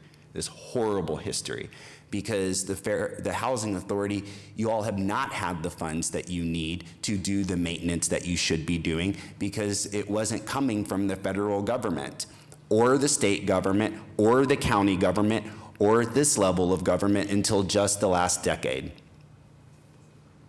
And we have a lot more to do, and I will always put my, pedal to the metal for more investment anytime I can. So I just want to acknowledge that aloud. I think that's so important to say that history, because not everyone knows that history. And it should cross party lines, right, to acknowledge mental health, substance abuse, housing, sending jobs overseas. I believe a president won an election on that recently, right? So this should cross party lines right now as we try and work together to right a historic wrong. So I think the model that we're seeing here of building mixed income, like instead of putting poor people off to the side as if they're lepers, this is wild to me, but that's how we used to do public housing. But making sure that every level of income is mixed in together is important, but so too is that employment stuff. And so now I have some, that's the speech. Now, if I might, I have some ask. One is, I would like for this council to receive regular quarterly updates, if possible, city manager, or whatever you think might be appropriate here, but regular quarterly updates on the status of these residents. First, where they are, like literally, are they staying right in this location? Have they chosen to move out of state? Have they chosen to move to other properties within the city? So that's my first request, the status. Two, I would like to know in terms of employment, because having that case manager, we saw the Key to Home team up here earlier. That's wonderful. They're doing yeoman's work, right? I would like for this council to receive quarterly updates on those case managers' work that they are doing. How many of our residents have we connected to Metro Tech, a career tech, to OCCC, right? To those sort of upskilled certifications or associate's degrees, whatever it is that's going to allow them to be as self-reliant as possible, right? So those updates are important, and not just how many, but where, what types of skills, right? Sorry, I might be going fast. Are you getting that, City Manager? I'm sorry, I'm not trying to information dump. Third, I would love, in terms of public housing, I think we would all benefit up here learning, because I don't know this knowledge. What are like an inventory of infrastructure needs in each public housing structure? Like what are the needs? So, when what happened at Andrews Square occurred, that was the first time I had heard about some of the issues that were facing residents. I think it would be very helpful to have an inventory list, right, of here are the needs by property. It doesn't mean that we have the ability, for the reason I just said, to just go in there and, make it Mary Poppins right. But once we identify the problems and the challenges, we can then start creating an action plan on how we're going to address them, whether it's through MAPS 4, whether it's through the GOLT, whether it's through the private sector who should be partnering with us on these measures, just as they have done with Key to Home. They're doing great work there. Step up here, right? So an inventory of what those actual needs are, so we're not always reacting to things, but we're being proactive with that identification. Fourth, and I believe finally, I don't know, I'm just but one counselor, but sounds to me like Andrews Square would be a good candidate for MAPS 4. And I think that is something to have conversations with the MAPS 4 subcommittee, that the community subcommittee, which is over that. And let's find out. Like, I'm not saying let's prioritize it over, maybe there are some other properties that have stronger needs, but let's find out what we can do there. And with that, finally, part of it is, for 6 years that I've been on this council, I've heard planning, I've heard people smarter than me say that this model that you all are bringing to us, right, of putting people of all incomes living within the same property, right? Having that mixture of subsidized units with market rate units, right? Bringing the developers to the table to do that sort of investment. But then having those case managers there so that we can actually connect our people to stabilizing support services so that they can become as self-reliant as they can be, right? That is a model that I would suggest that as we're looking at the inventory needs of all those public housing properties, that we should also be taking this Choice Neighborhoods model. Doesn't mean we're going to get the grant for every one of those properties, but we should be taking this model and we should be looking at all the philanthropy in this city, all of it, and we should be trying to figure out how do we stabilize these properties by making sure our people are receiving the support services they need so they can take care of themselves. If for no other reason, then if you don't believe housing is a human right as I do, okay.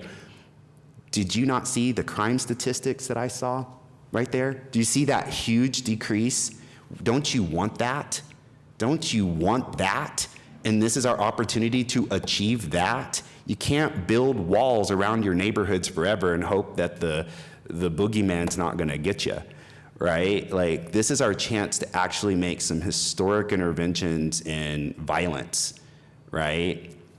And so those are the choices. That's what the choices are, speaking of Choice Neighborhoods. So thank you for the work, but those are my requests, City Manager, and I appreciate you hearing them. Okay, we have some residents who signed up to speak on this item. Brady Harrell.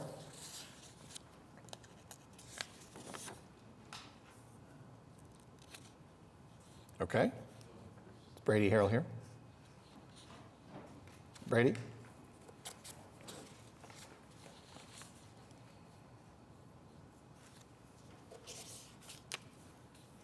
I'd remind everyone to state your name and address and keep your remarks to 3 minutes or less. Hi, my name is Brady Harrell.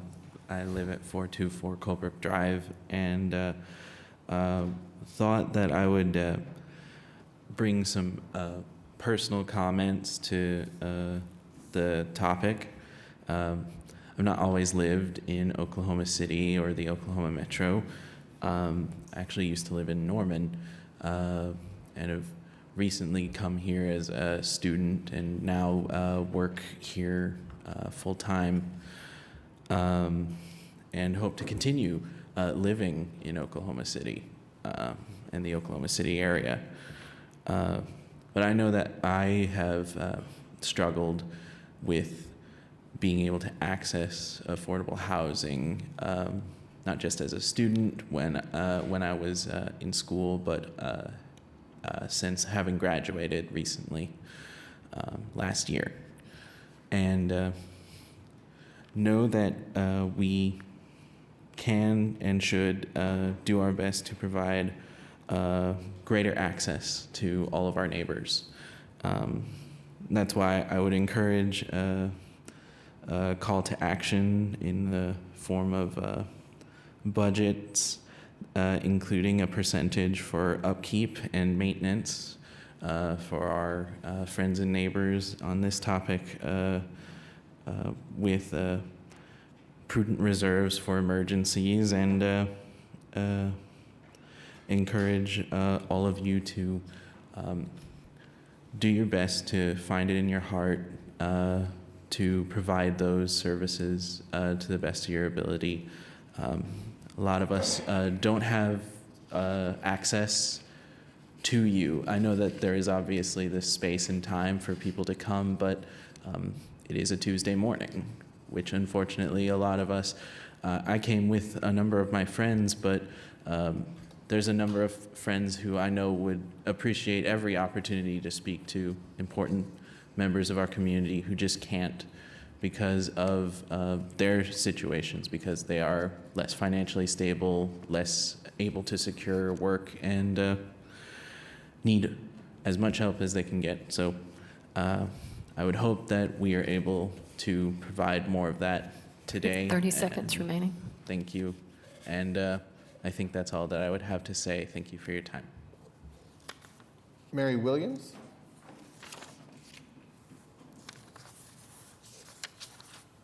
My name is Mari Williams. I've lived in the OKC Metro for my entire life, and I currently reside in Ward 5. Good morning, Mayor Holt, City Manager Freeman, and the members of the Oklahoma City Council. To quote the Oklahoma City Housing Authority's website, quote, "The OCHA currently owns public housing consisting of 2,718 units," unquote. They state themselves that the OCHA is a hand up, not a handout. I believe that this is an extremely important agency, and I don't discount the many people and families that it has helped. But we must demand accountability for the living conditions of some of these communities. All of you were here at the last meeting and heard the 2 residents of Andrews Square, one of them a veteran, speak on the living conditions of their units. They had been dealing with black mold, days without running water or heat in the dead of winter. In November of 2024, KOCO released an article about an inspection on OCHA done by the federal government. Some of the homes were graded a 7 out of 100. 7 out of 100. Based on this grading method, anything rated below 60 is considered failing.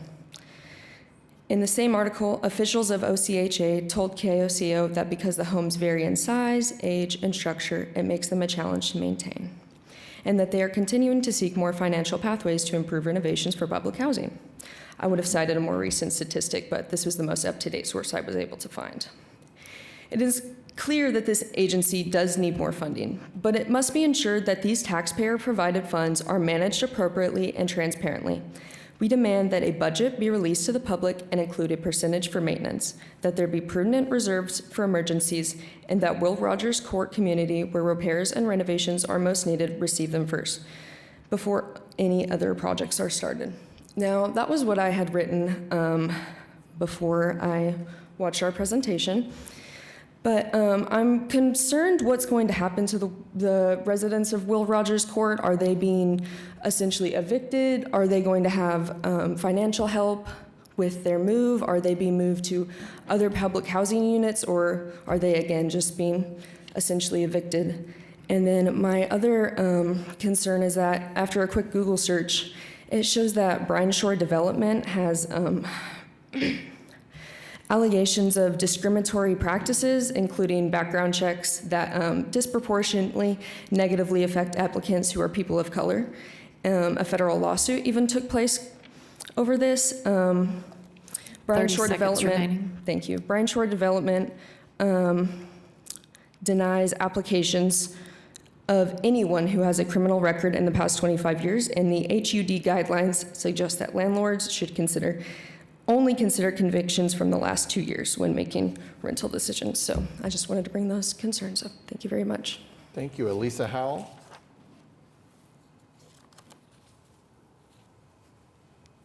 Elisa Howell, Organizing Okies. I too had a nice speech planned for today, but in the light of this, I'm going to go off script a little bit.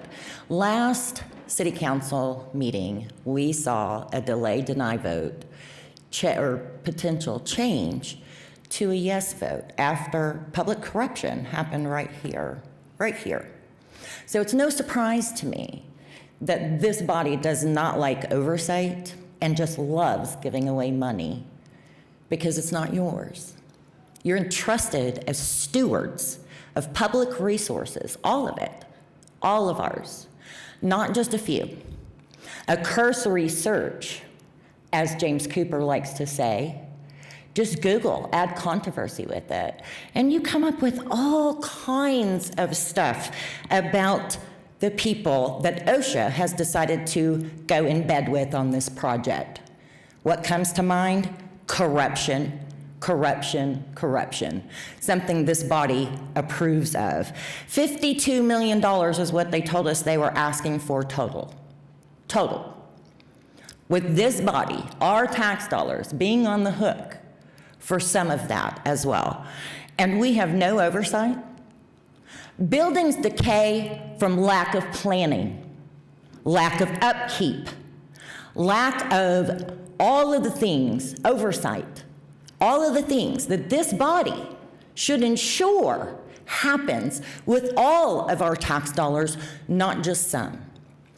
We want to strengthen public housing. We don't want to take away from it, but we need to do so not by throwing good money at bad actors, but by holding them accountable, by asking them to actually budget for the emergencies that's going to come up, to budget for the upkeep. That's all that's required to upkeep buildings, is putting it in the budget, and then, oh right, hiring a company that is actually going to follow the law to do it.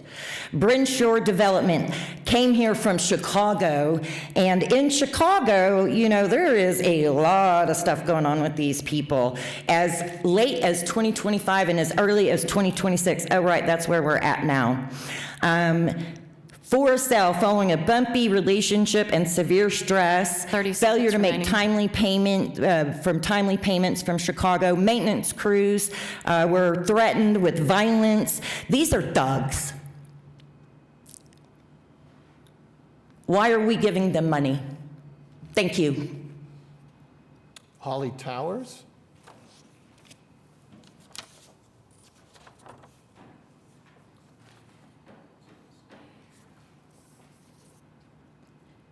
Good morning, Mayor, City Councilors. My name is Holly Towers. I live at 2209 Northwest 119th Street in Ward 7. And I also lead Lilyfield. We own property in the Stockyard City neighborhood. We're grateful for S&I and all of the investments. We also operate the on-site resource center at Will Rogers Courts that is newly renovated for our use. We're very pleased with the public-private partnership that's happening there. And we have been selected as a co-people lead on the Choice Neighborhood Initiative. I'm here to speak primarily as a resident of Oklahoma City, though. I have worked, worshiped, served, or volunteered in South Oklahoma City since 1998. First stepped foot in Will Rogers Courts in 1998 as a very young adult, and live in Northwest Oklahoma City, where my children and family have access to things like safe parks and sidewalks and nice streets.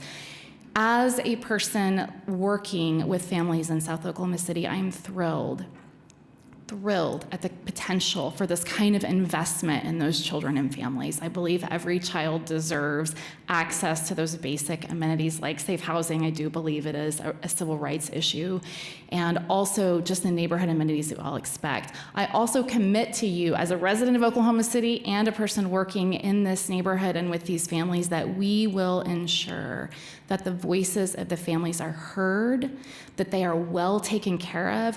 We are a little bit unique. I don't know if you know this, but one thing I've learned is most Choice Neighborhood Initiatives choose a large agency that is not local as their people lead. And we have 2 local people leads. We love this community. We love these families and children. So I just want to encourage you as you consider this is a big investment. I'm grateful that we invest money in arenas, although I don't go to many games. I'm really, really grateful when we invest money in sidewalks and in parks and in neighborhood and in housing. That's my fun, is going down and hanging out with kids at Will Rogers Courts. So I just encourage you as we think about the different parts of our city, the different needs that we have. You know, we all rise together. There's been chronic disinvestment in South Oklahoma City. This is a time that we have an opportunity to make sure those residents know that we care, that we see them, that they matter. And so I encourage you, as a resident, I support Choice Neighborhoods. I'm glad for my tax dollars to go towards housing, to go towards things for people who live in this neighborhood. And I encourage us as a city and a community to vote yes in support of moving forward with this application with OCHA. Thank you. Thank you. Devin Eckley?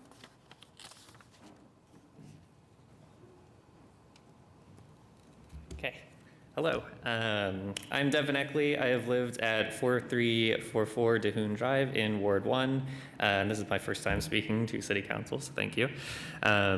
If we have made the commitment to take on the responsibility of providing adequate housing conditions, especially to those who have had a life of serving our community or who have the potential to greatly serve our community if given the chance, then that is a commitment the city must uphold, a responsibility it must take seriously. I know there's a lot to keep track of, but it is negligent to have allowed the problems and conditions these residents have faced, flooding, mold, and inadequate accessibility accommodations, to linger and grow. And if I am not mistaken, I believe the city can face penalties and fees if its public housing does not pass inspections. I know no one wants to hear that taxpayer dollars were wasted on penalties because an agency the city was funding failed to meet maintenance standards.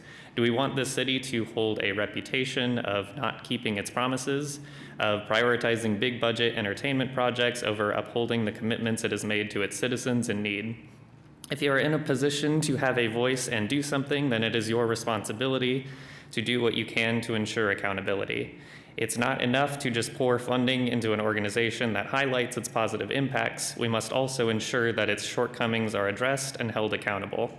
I want to commend Councilmember James Cooper for those requests for transparency. That is a great first step. In addition, we demand a budget to be released to the public and include a percentage for maintenance, that there be prudent reserves for emergencies, that the Will Rogers Court community, where repairs and renovations are most needed, receive them before any other projects are started, and that residents are given adequate housing and support during those renovations and not just abandoned or evicted. Thank you for your time. Thank you. All right, that concludes residents who've signed up to speak on that item. So we can now move forward to BK. Councilman Cooper, you wanted to speak to this item? Yes, Burger King, I believe. Could we learn a little bit more about this donation, please? I see our Parks Director making their way here. Hi. Hi, good morning. Melinda McMillan Miller, Parks and Recreation Director. This donation was brought to us through the Friends of Will Rogers Gardens with a cooperative agreement they had done with an electrical company to donate electrical service and growing lights for the growing light rack that we can then use for all seed starting, cuttings, the very small little plants that we can get growing in our greenhouse system that then supports the broader parks across the whole city, where we plant flower beds and City Hall Park, Bicentennial Park, and other areas. That's great. Well, I think I'd just like to take this moment in public to acknowledge that donation and say, express gratitude for it. Sounds like it's going to be put to use. Our Friends of Will Rogers Gardens have been really instrumental in helping us improve the gardens overall, but then also just helping fill some of those niches and specialty areas where we find it extremely helpful for the whole park system. That's great. Well, thank you, Director. Thank I you. appreciate you. Item BL? Yes, which, Councilman Carter gave me a more clever bottom line BL. Okay, that's better. I'd like to hear a little bit more about this item, if we could, please.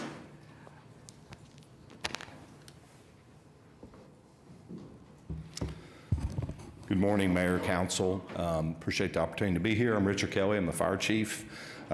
First off, I'm going to let Lori talk about it. I know I came up here and introduced, but I just want to thank you all for continuing to support us. But Lori is our program manager, and she can really speak to this grant in more detail, so thank you. Good morning, thank you. My name is Lori Brown-Loftus. I'm the program manager for a mobile integrated healthcare team housed under Oklahoma City Fire Department.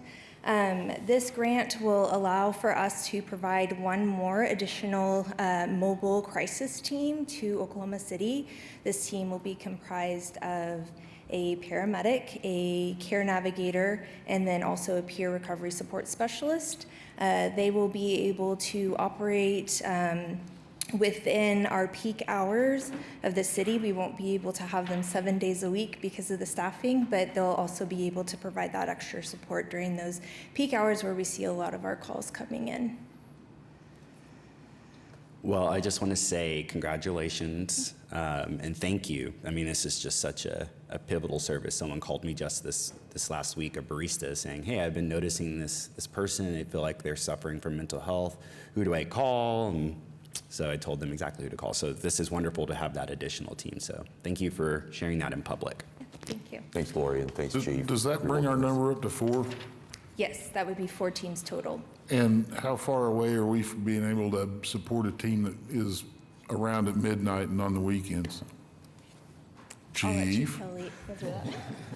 Thank you. I appreciate the question. And what we really want to focus on is that peak time. When you look at the data set, obviously the 11, we stop at 11 and 7 a.m.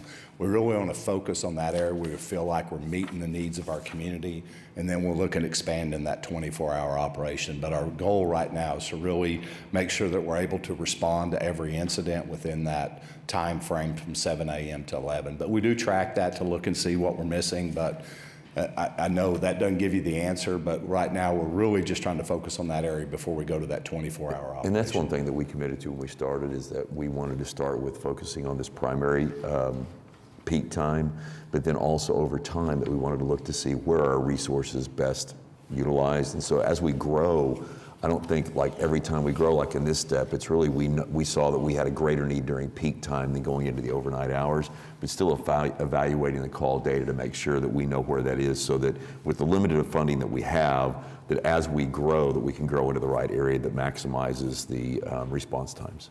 I didn't realize it went till 11. You guys do a great job at the Firefighter Academy. I got to go through it with some of your employees for that, and they were very enthused about what was ahead for them, so congratulations. Thank you so much. We really appreciate it. Lori does a great job, and they're really trying to utilize what resources we have just to make the maximum impact. And I think they do a great job. Thank you all for your support in that. Thank you. City Manager, and I thank you for that question, Counselor. I didn't know the time either. So is it appropriate for a council member, or maybe you just said you did, I'm not sure, Counselor, is it appropriate for one of us to, just like when I've gone on the police, well, two requests. One, I'd like to go on another police ride along. It's been a couple years. And then two, well, probably for each of the divisions, Spring Lake and Hefner, since we're both Ward 2. But is it appropriate for a council member to go along with the mental health alternative? I believe that works, doesn't it, Lori? That'd be great. Let's get it going. That sounds great. Thank you. Thank you. Thanks. Thank you. Thank you. That concludes our consent docket. We can now adopt the items contained herein, except for that one previously struck. We have a motion and a second. Cast your votes.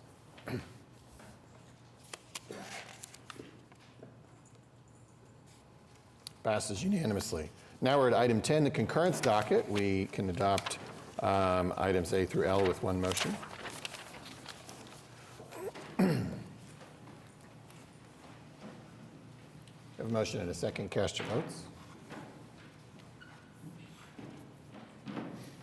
Passes unanimously. Now we are at item 11, items for individual consideration. Item 11A is an ordinance on final hearing that was recommended for approval, rezoning 3407 South Shields from R1 to SPUD 1793. This was deferred a couple times previously. Councilwoman Hammond is not here. I don't know if she spoke to anybody about carrying this item. My instructions were more to help steward the choice neighborhoods. I don't believe I got that request. I'm so sorry. Huh. Usually we have some sense of direction. Do we want to? Let me check with staff. Could we just hold on this one and come back to it? Let me check with staff and just see if we've got The applicant's here? Is the applicant here? This is the 6 inches away firewall. Was going to be a 3-plex and now it's a 4-plex. Yeah. Hello, Jessica Boy with Johnson & Associates representing the applicant, Juanice Sheridan. So this item was before you at your last hearing. Just as a refresher, the property had a fire on site in 2022. Our client purchased the property in 2025 with the intention to restore the existing duplex structure that is on the site. He did receive a building permit for those renovations, which included the addition of a second story. Following the last meeting, so our client is seeking to rezone the property to a SPUD to allow for a 4-plex. So as he started those renovations with the existing building permit, with the addition of a second story, he realized he had more square footage, and that is what prompted the rezone request. So at the last meeting, we had the neighbor to the north show up to voice concerns about the two roofs, the overhang on both of the properties. So we met virtually with the client and city staff. We also met on site with the client and city staff to discuss the issue. And at the on-site meeting, it was determined that a survey would be required to just to determine the property line in relation to the two structures. So our office did conduct that, and I have it for you today. So this red line is going to be the property line. The orange building right here is the existing structure on our client's site, and the dotted line is their roof eave. And then the blue building to the north is the property owner to the north. And as you can see, their roof actually overhangs onto our client's property, which is where the concerns came from. So our structure is actually about 2.5 feet off the property line, with that structure to the north overhanging onto our client's property. So after conversations with the Development Services Department, it was determined that A rezone to a fourplex would require our client to sprinkle the structure, so that would have additional fire suppression requirements. And since the structure is within 3 feet of the property line, they are already required to have a firewall with the existing duplex, which would obviously be required for the fourplex. So these are building code issues, and what we're here today is to discuss the rezone. So staff has recommended approval. Planning Commission unanimously recommended approval, and this body previously approved it before rescinding that vote at the last meeting. So I'm happy to answer any questions. Jessica, thank you. And I appreciate that because I do remember the fire issue being really important. So glad we could get clarity that there will be fire suppression. So, but could you, so will the quadplex exist within the existing structure, or are you adding more to the structure? It will exist within the existing structure. So the addition of the second story, which was permitted with the first building permit. That already happened. So Yes, that already happened, and they realized they had enough room to turn that into a fourplex. Gotcha. Okay. This is a very unique part of Shields that isn't represented anywhere else up or down Shields. It's where the trolley used to run through, if history serves me correctly, but these houses are a lot like what were built along Grand Boulevard. The 2-story colonial style, and there's what, 2 blocks of them? And so I can't speak for Councilwoman, pardon me, Hammond, but I'm all for this and I'll move for approval unless somebody else has something to say. Okay. I heard that we maybe did get some feedback that it's ready. We did. We did get feedback, and I mean, the PUD addresses the setbacks, it addresses the firewall, addresses everything that had been brought up earlier, and so the councilwoman is approved. Okay. So. All right. Well, then we'll move forward. We have a motion and a second. Cast your votes. Thank you. Passes unanimously. All right, 11B1 is the public hearing regarding the dilapidated structures here listed. Amy, has anyone signed up to speak? No, they They have haven't. not, and so we will advance to the resolution found at B2 declaring the structures are dilapidated. We have a motion and a second. Cast your votes.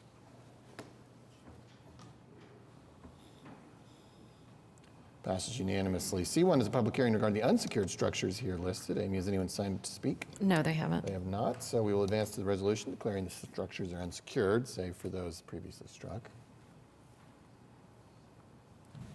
We have a motion and a second for item C2. Cast your votes. Passes unanimously. D1 is the public hearing regarding the abandoned buildings here listed. Amy, has anyone signed up to speak? No, they haven't. They haven't, and so we will advance to the resolution found at D2 declaring the buildings are abandoned. We have a motion and a second. Cast your votes. Passes unanimously. Item 11E1 is the second public hearing regarding amending the June 17th, 2025 resolution regarding certain fire expenditures. Amy, has anyone signed to speak? No, they haven't. They have not, and so we will advance to the resolution. We've already had a presentation on this. This is the second of 2 meetings. The resolution found at E2 amends the June 17th, 2025 resolution regarding certain fire expenditures. We have a motion and a second. Cast your votes, and you are able.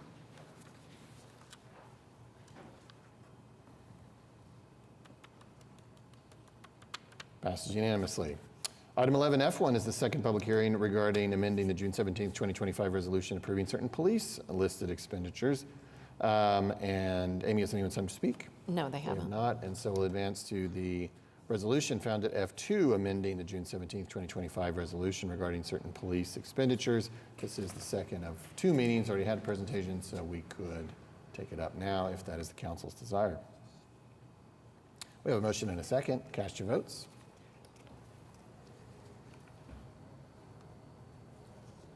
Passes unanimously. All right, next up is item G. This is a joint resolution with the Oklahoma City Economic Development Trust approving an allocation not to exceed $400,000 from tax increment district number 8. And this relates to the United Petroleum Transport Project located at Corporate Tower. And I believe we have a presentation. Yes, Kenny Sudol with the Alliance for Economic Development will present this proposed allocation. Good morning, Mayor and Council. Kenny Sewell with the Alliance. So this is a resolution that would allocate $400,000 out of TIF number 8, which is also known as the Devon TIF. As a reminder, that TIF district had a category in it that was specifically to try to attract corporate headquarters to move downtown. And that's the case we have here. United Petroleum Transport, who currently has a location on the south side of Oklahoma City, but this would provide for them to move downtown into Corporate Tower. And then also there's a plan to add additional staff in the future. The one nuance on this is we would be structuring this that part of the funds would go in up front or after they can move in and do their TI and construction in Corporate Tower. And then there's another portion of the funds that would be tied to the job creation down the road. And I believe that split was 150 tied to the move and 250 tied to the future job creation. So with that, I'm going to invite up Matt Herndon and Brian Bobak. I always get it wrong, sorry. And they're going to give a little presentation on their company and what they're doing here. Thanks. Mr. Mayor, members of the council, good morning. Matt Herndon, President and CEO of United Petroleum Transport and the combined company. We're proud truckers. Let's call it that, all right? We're a family-owned business. We've been established in 1966 as Oklahoma Tank Lines. We have grown to a nationwide trucking company. We operate from the West Coast, basically from Phoenix. We call Phoenix the West Coast for us, and all the way over to the East Coast. In the last 4 years, we have doubled the company with plans to double or triple it again. We currently sit off of I-35 and 44th Street. Is how we operate today. United Petroleum Transport, Florida Rock and Tank Lines, Ulogics are our combined entities today. Customer facing, we deliver dry bulk and petroleum, liquid bulk primarily, across the nation. We have 1,200 professional drivers or 1,500 employees and looking to grow and move downtown. So obviously, back up one more, sorry. These are obviously our customers in which we serve today. Love's, we hauled their first store in Amarillo, Texas. Tom and Judy Love, we grew on the backs of the Love family across the nation as well. We delivered the first Quick Trip load 55 years ago. So certainly you can see who we operate today with Pilot, Walmart, Citgo, but we also do a number of chemicals and lubricants for major oil companies. We also do dry bulk, which is lime, ash, and cement. But we also do a lot of jet fuel for major customers, American Airlines, Southwest, et cetera. So we are, again, a nationwide carrier. Next page. Our mission is really circles all around safety. We are basically a hazmat carrier, over 400,000 loads and shipments annually. We also are very pride in culture. Again, we are a family-owned, Oklahoma-based. We turned 60 years this year, and we're very proud of that. We want to grow. We're going to continue to grow, and we'll continue to add staff as we grow our corporate office, but culture will always be very important to us.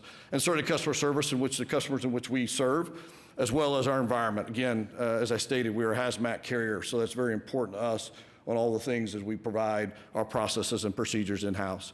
And the success story of our company. We've survived a lot. Lowe's put a private fleet in, we retrenched, and we continue to grow, and we'll continue to do M&A strategies this year. Next page. So obviously, you see our footprint today, where we kind of stated brick and mortar in red, alternate locations in green. Our current locations, again, we've been there over 55 years. We don't feel it's need to build a building in this location. We'd rather come downtown where the energy sector is in Oklahoma. Again, we're a proud company. Next page. So obviously, this is our initial investment, almost $2.4 million, 25,000 square feet that we are leasing with additional 25,000. We are confident. Again, we are on an M&A strategy today. We looked at maybe be under an LOI within the next 6 months to a year to double our company again. So we need room. We just don't think it's feasible to build where we are today. Next slide. So obviously we'll be bringing over with us to our corporate offices, obviously financial operations, human resources, IT, and executive leadership. We plan to maintain our facility off of 44th. That's not going to change because we have a lot of trucks and traders. We have maintenance staff. We will have over almost 100 people move initially, but we'll keep almost another 40 to 75 people there at our facility there. And we're operating over 100 drivers out of this location today. So that facility remains, and we'll continue to upkeep that. Next slide. Obviously, community support. We feel like we serve the community in which, we provide for the community in which we commute. But we continue to give every year. You can see a check there for last year, over 12 grand. But Greg Price is there holding the check. He's the principal owner of UPT. His son has special needs, so he's a big wings component. He's been one of the ones that have raised primarily a lot of the money for wings, so his son can live there. He'll be the first resident there at Wings. So when Greg and his wife pass, his son will be well taken care of. So he is very much, and we are always involved in the community, and we give back every single year, well over 12 to 15,000 every year. Next slide. So I'll open it up for any questions.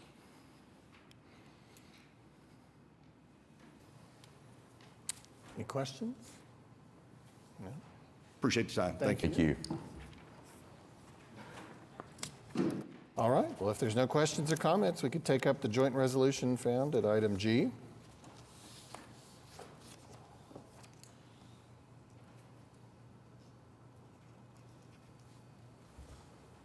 We have a motion and a second. Cast your votes. Passes unanimously. Thank you.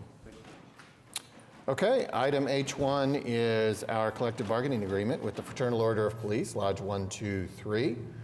This is for the fiscal year 2025-2026.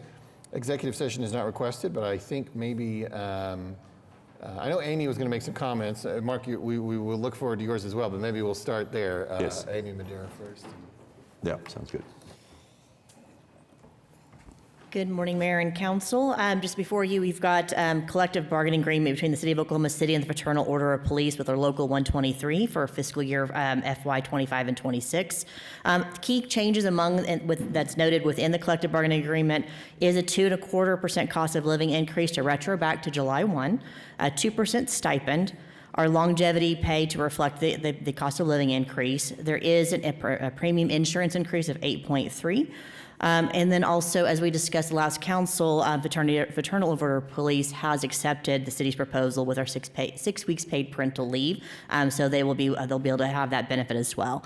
Additionally, there are just a few operational components in it, so that's really what we have. I just want to thank Mark Nelson and the FOP for their partnership, and the city is seeking your approval. Any questions? Thank you. Thank you. Mark Nelson. Mark Nelson, 1624 South Agnew, here today in my role as the president. I wanted to make a couple of comments about some things that are indirectly related to our contract, but before I do that, I want to say thank you to Assistant City Manager Jason Fairbrush. His efforts at kind of the proverbial midnight hour, I think, avoided a contentious and divisive arbitration, and all of my dealings with him, I dealt with him with other issues, unbelievably eager and passionate to communicate with all of the concerns, and then we generally find a compromise that sometimes it's frustrating, but it works, and I can't say enough positive things about him and his ability to kind of bring sometimes these divisive, not so much divisive, just differences of opinion as it relates to what we're trying to accomplish to a head in a product that ultimately we can vote on and you can vote on. So I wanted to give him credit for his work. Mention two things. This first one is past due. Our police chief, about 18 months ago, there was a new hire, and I feel like it's my responsibility, if I'm going to come before you, as I have in the past, and express concerns and ask for change, that I'm not hypocritical and do the same thing when those things happen and they're going phenomenally. It's not perfect, but I want to thank City Manager for his hiring of Chief Basie. I think he heard a lot of concerns from a lot of people, and Chief Basie is literally knocking it out of the park. The morale, the mood around this department was, I'm going to say in my 25 years, at an all-time low. And we'll see. We're going to send out a survey at the beginning of March, but it might be at an all-time high if you look at the last 25 years. So again, thank you probably isn't enough, but I want to acknowledge the positive things. I'm not here to talk about any negative things. I just want to address some concerns as we move forward. I've had the ability and privilege to meet with almost all of you. Those of you who I haven't yet, or talked to for sure, some of those meetings are scheduled, but our upcoming contract negotiations, not just this year, but in the future years, I think it's vitally important that you all understand where we are as a group of police officers. So we have like 6 members of the police department who are not FOP members. So the other almost 11 to 1,200 are. And we currently sit at anywhere from 8 to 12% below the market average as it relates to wages in our salary survey. And For the 20th largest city in the country, it's not tenable, and honestly, it's just not acceptable. We have to do better if we're going to recruit and retain those officers. I don't fully understand city finance, I'll admit it, but I do acknowledge and respect the efforts that go into balancing the budget. I've heard former state senator, current mayor, address this in different chambers of the state related to how the city is challenged as it relates to collecting revenues. I attended the budget workshop last week where the budget director mentioned that there's a anticipated $66 million gap between expenditures and revenues over the next 5 years.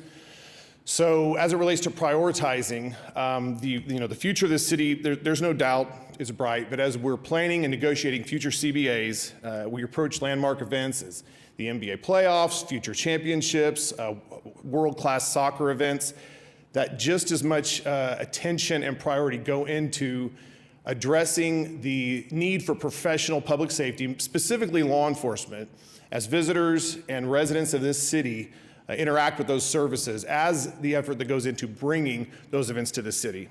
And lastly, I want to mention a significant item as it relates to our CBA. 8 years ago, members of this council voted to suspend or do away with helping retirees with city insurance, those who hired on after January 1 of 17. We are starting to see the results of that. It's going to be a key topic in our negotiations upcoming. Currently, a retiree and spouse cost $4,600 a month. If you throw a dependent in there, it's $6,200 a month, and I think most would understand that's not sustainable and it's not acceptable either. So we see that we have to do something about it. All that being said, I just wanted to get in front of you, be available for questions as it relates to this current contract, say thank you for the things that I've mentioned. We do look forward to continuing working together to try to find a solution to these issues. And then thank you for your service to the city. And if there's any questions, I'll stand for them. Thank you very much. Thank you, Mark. All right, well, now we could take up the collective bargaining agreement, if that is the council's desire. Item H1. We have a motion and a second. Cast your votes.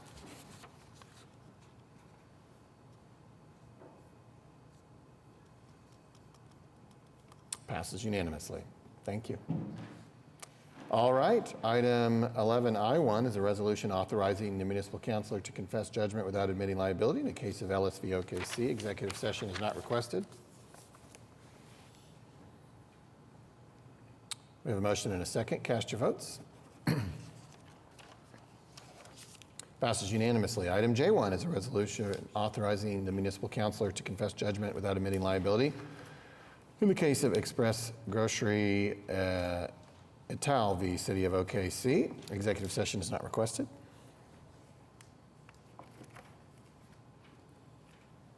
We have a motion and a second. Cast your votes. Passes unanimously. Item 11K1 is a resolution authorizing the municipal councilor to confess judgment without admitting liability in the case of Henniger, et cetera, v. City of OKC. Executive session is not requested. We have a motion and a second. Cast your votes.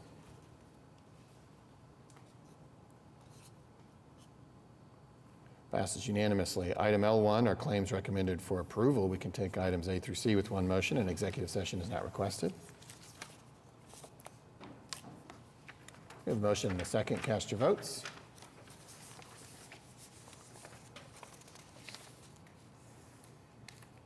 Passes unanimously. Item 12, comments from council. Ward 1, Ward 4, Ward 5, Ward 7, Ward 8. Yeah, just briefly, I meant to mention this earlier. I wanted to thank Automobile Alley, Inc. for a gift they made to Oklahoma City in the amount of $20,000. Currently, $20,000 in funds is available for the Automobile Alley Street Enhancement Project. Automobile Alley would like to donate an additional $20,000 to increase the art award. So thank you to Automobile Alley. Thank you. That concludes comments from council. We're now on item 13, citizens to be heard. Elisa Howell.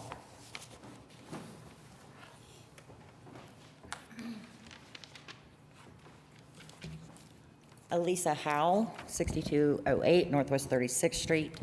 Mayor, members of council, city attorney. and members of the public. At the last council meeting, February 10, 2026, I read the definition of bribery because what happened here should alarm every resident of this city. We didn't hear rumors. We didn't rely on backroom whispers. We watched it unfold during a public meeting on the record in real time. We watched a delay or deny vote change after negotiations happened right here in this chamber, and an amendment was drafted accepting the bribe. That amendment included a transfer of 3 to 5 acres. When a public decision changes after live negotiation over something of value, that's not standard procedure, that's the shape of corruption performed in public. When I left this chamber, I didn't just vent. I called the FBI hotline and reported what I believe to be public corruption. I did that because accountability isn't a talking point, it's a duty, and residents shouldn't have to beg their government to act lawfully. After speaking with the FBI, or actually the FBI recommended I also report this to the state attorney general, which I did. I called and I followed their direction, and they also recommended that I contact the city attorney. They gave me the phone number to call. That number routed me to the pothole complaint department. Now, that would be absurd if it wasn't so revealing. Now, the staff was professional. They told me the proper step, put it in writing, and send it to the city attorney at the address provided. So I did that. I wrote the complaint. I documented what I witnessed. I followed every instruction I was given. And I'm here today to do the next step in full public view. I am requesting to hand deliver my written complaint to the city councilor right now, and I'm asking it to be accepted on the record. The state attorney general's office assured me this would be handled with justice and care by the city attorney's office. I hope that's true because the public is watching what happens next. Integrity isn't what anyone says while they're in the room. Integrity is what happens when corruption is named out loud in public and the system is forced to respond. Thank you. Clarence Ellis?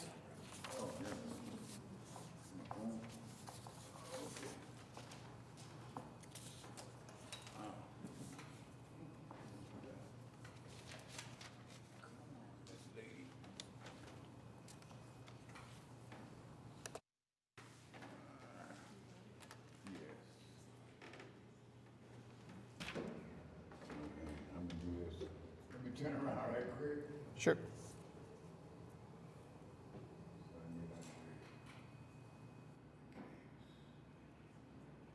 There's a mic in there. Okay.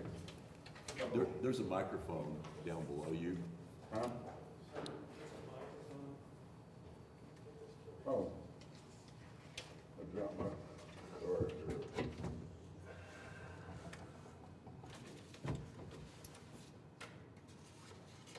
It's not. Okay, that's okay, I can stand. I think he's I can stand up. good if he just. Oh, here it is. Here it is. Oh, okay. Let me face these people I'm talking to. I lost my parcels, y'all, but that's not gonna stop me from doing this. Can y'all hear me? Yes. Oh, great. My name is, first of all, I'd like to say good morning to the Mayor Holt and the City Council. Okay, my name is Clarence Ellis Jr., and I live at 4424 Northwest 47th Street in War Acres. The reason why I'm here today, folks, is to honor my neighbor, Mrs. Mary Matilda Factory. She's 107 years old. She is my neighbor. She's 2 houses up from me. She worked on the chips for Apollo 11 rocket that went to the moon. I'm here to honor Miss Factory and to share with the city the proclamation that I got from the governor of the state. This piece of paper, it means a lot to me, and it would mean a lot to her and her kids.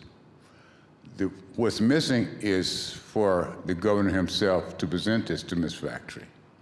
And the reason why I'm here is to extend that opportunity to you, Mayor Holt, for Miss Factory, and to commemorate her achievements.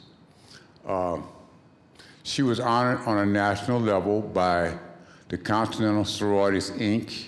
It's sororities in all 50 states. She was inducted into the Membership Hall of Fame for that sorority, and it's just a real nice lady to know. We're going to have a ceremony in War Acres. I'm inviting you, James Cooper, Ward 2, I think is War Acres, and one other city councilman. From my research, I found out that it only can be one, 2 or 3 city councilmen at any particular gathering because of the quorum conflict, and I'm aware of that. So I'm personally inviting you March the 14th at American Legion, 6101 Northwest 50th Street. At the American Legion, the commander's name is Carol Dobbs, and we're going to have some barbecue and have a ceremony to commemorate Mrs. Factory. Now, she's back and forth from Oklahoma City to McAlester for doctorate appointments. 30 seconds. And so I intend to set up a Zoom meeting of some type to have the governor present this to her in person, either by Zoom, phone, or call, something. To hear it from her personally, it'd be more honorable, I would think. So, Mayor Holt, the invitation is there. I'll get you the date and time, okay? Okay, Bailey in my office will meet you out in the lobby to kind of Okay, thank you, formally sir. accept that. Thank you. My complex on these parts, Mrs. Amy, I would like for you to attend.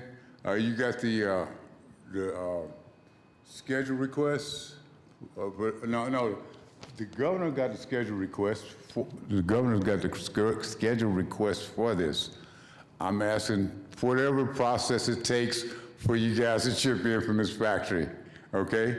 All right, yeah, Bailey will chat with you out in the lobby, Bailey Cyber. Thank y'all very much, and I Thank you. appreciate y'all's time. Thank you. All right, Ronnie Kirk.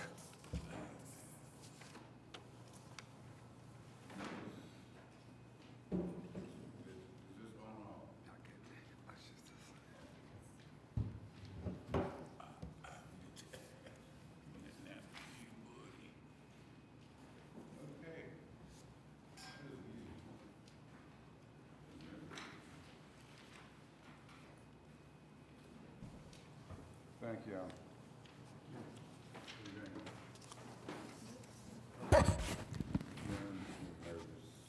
My name is Ronnie Kirk. My address is 2328 North Missouri. Today, I come to the council as a messenger.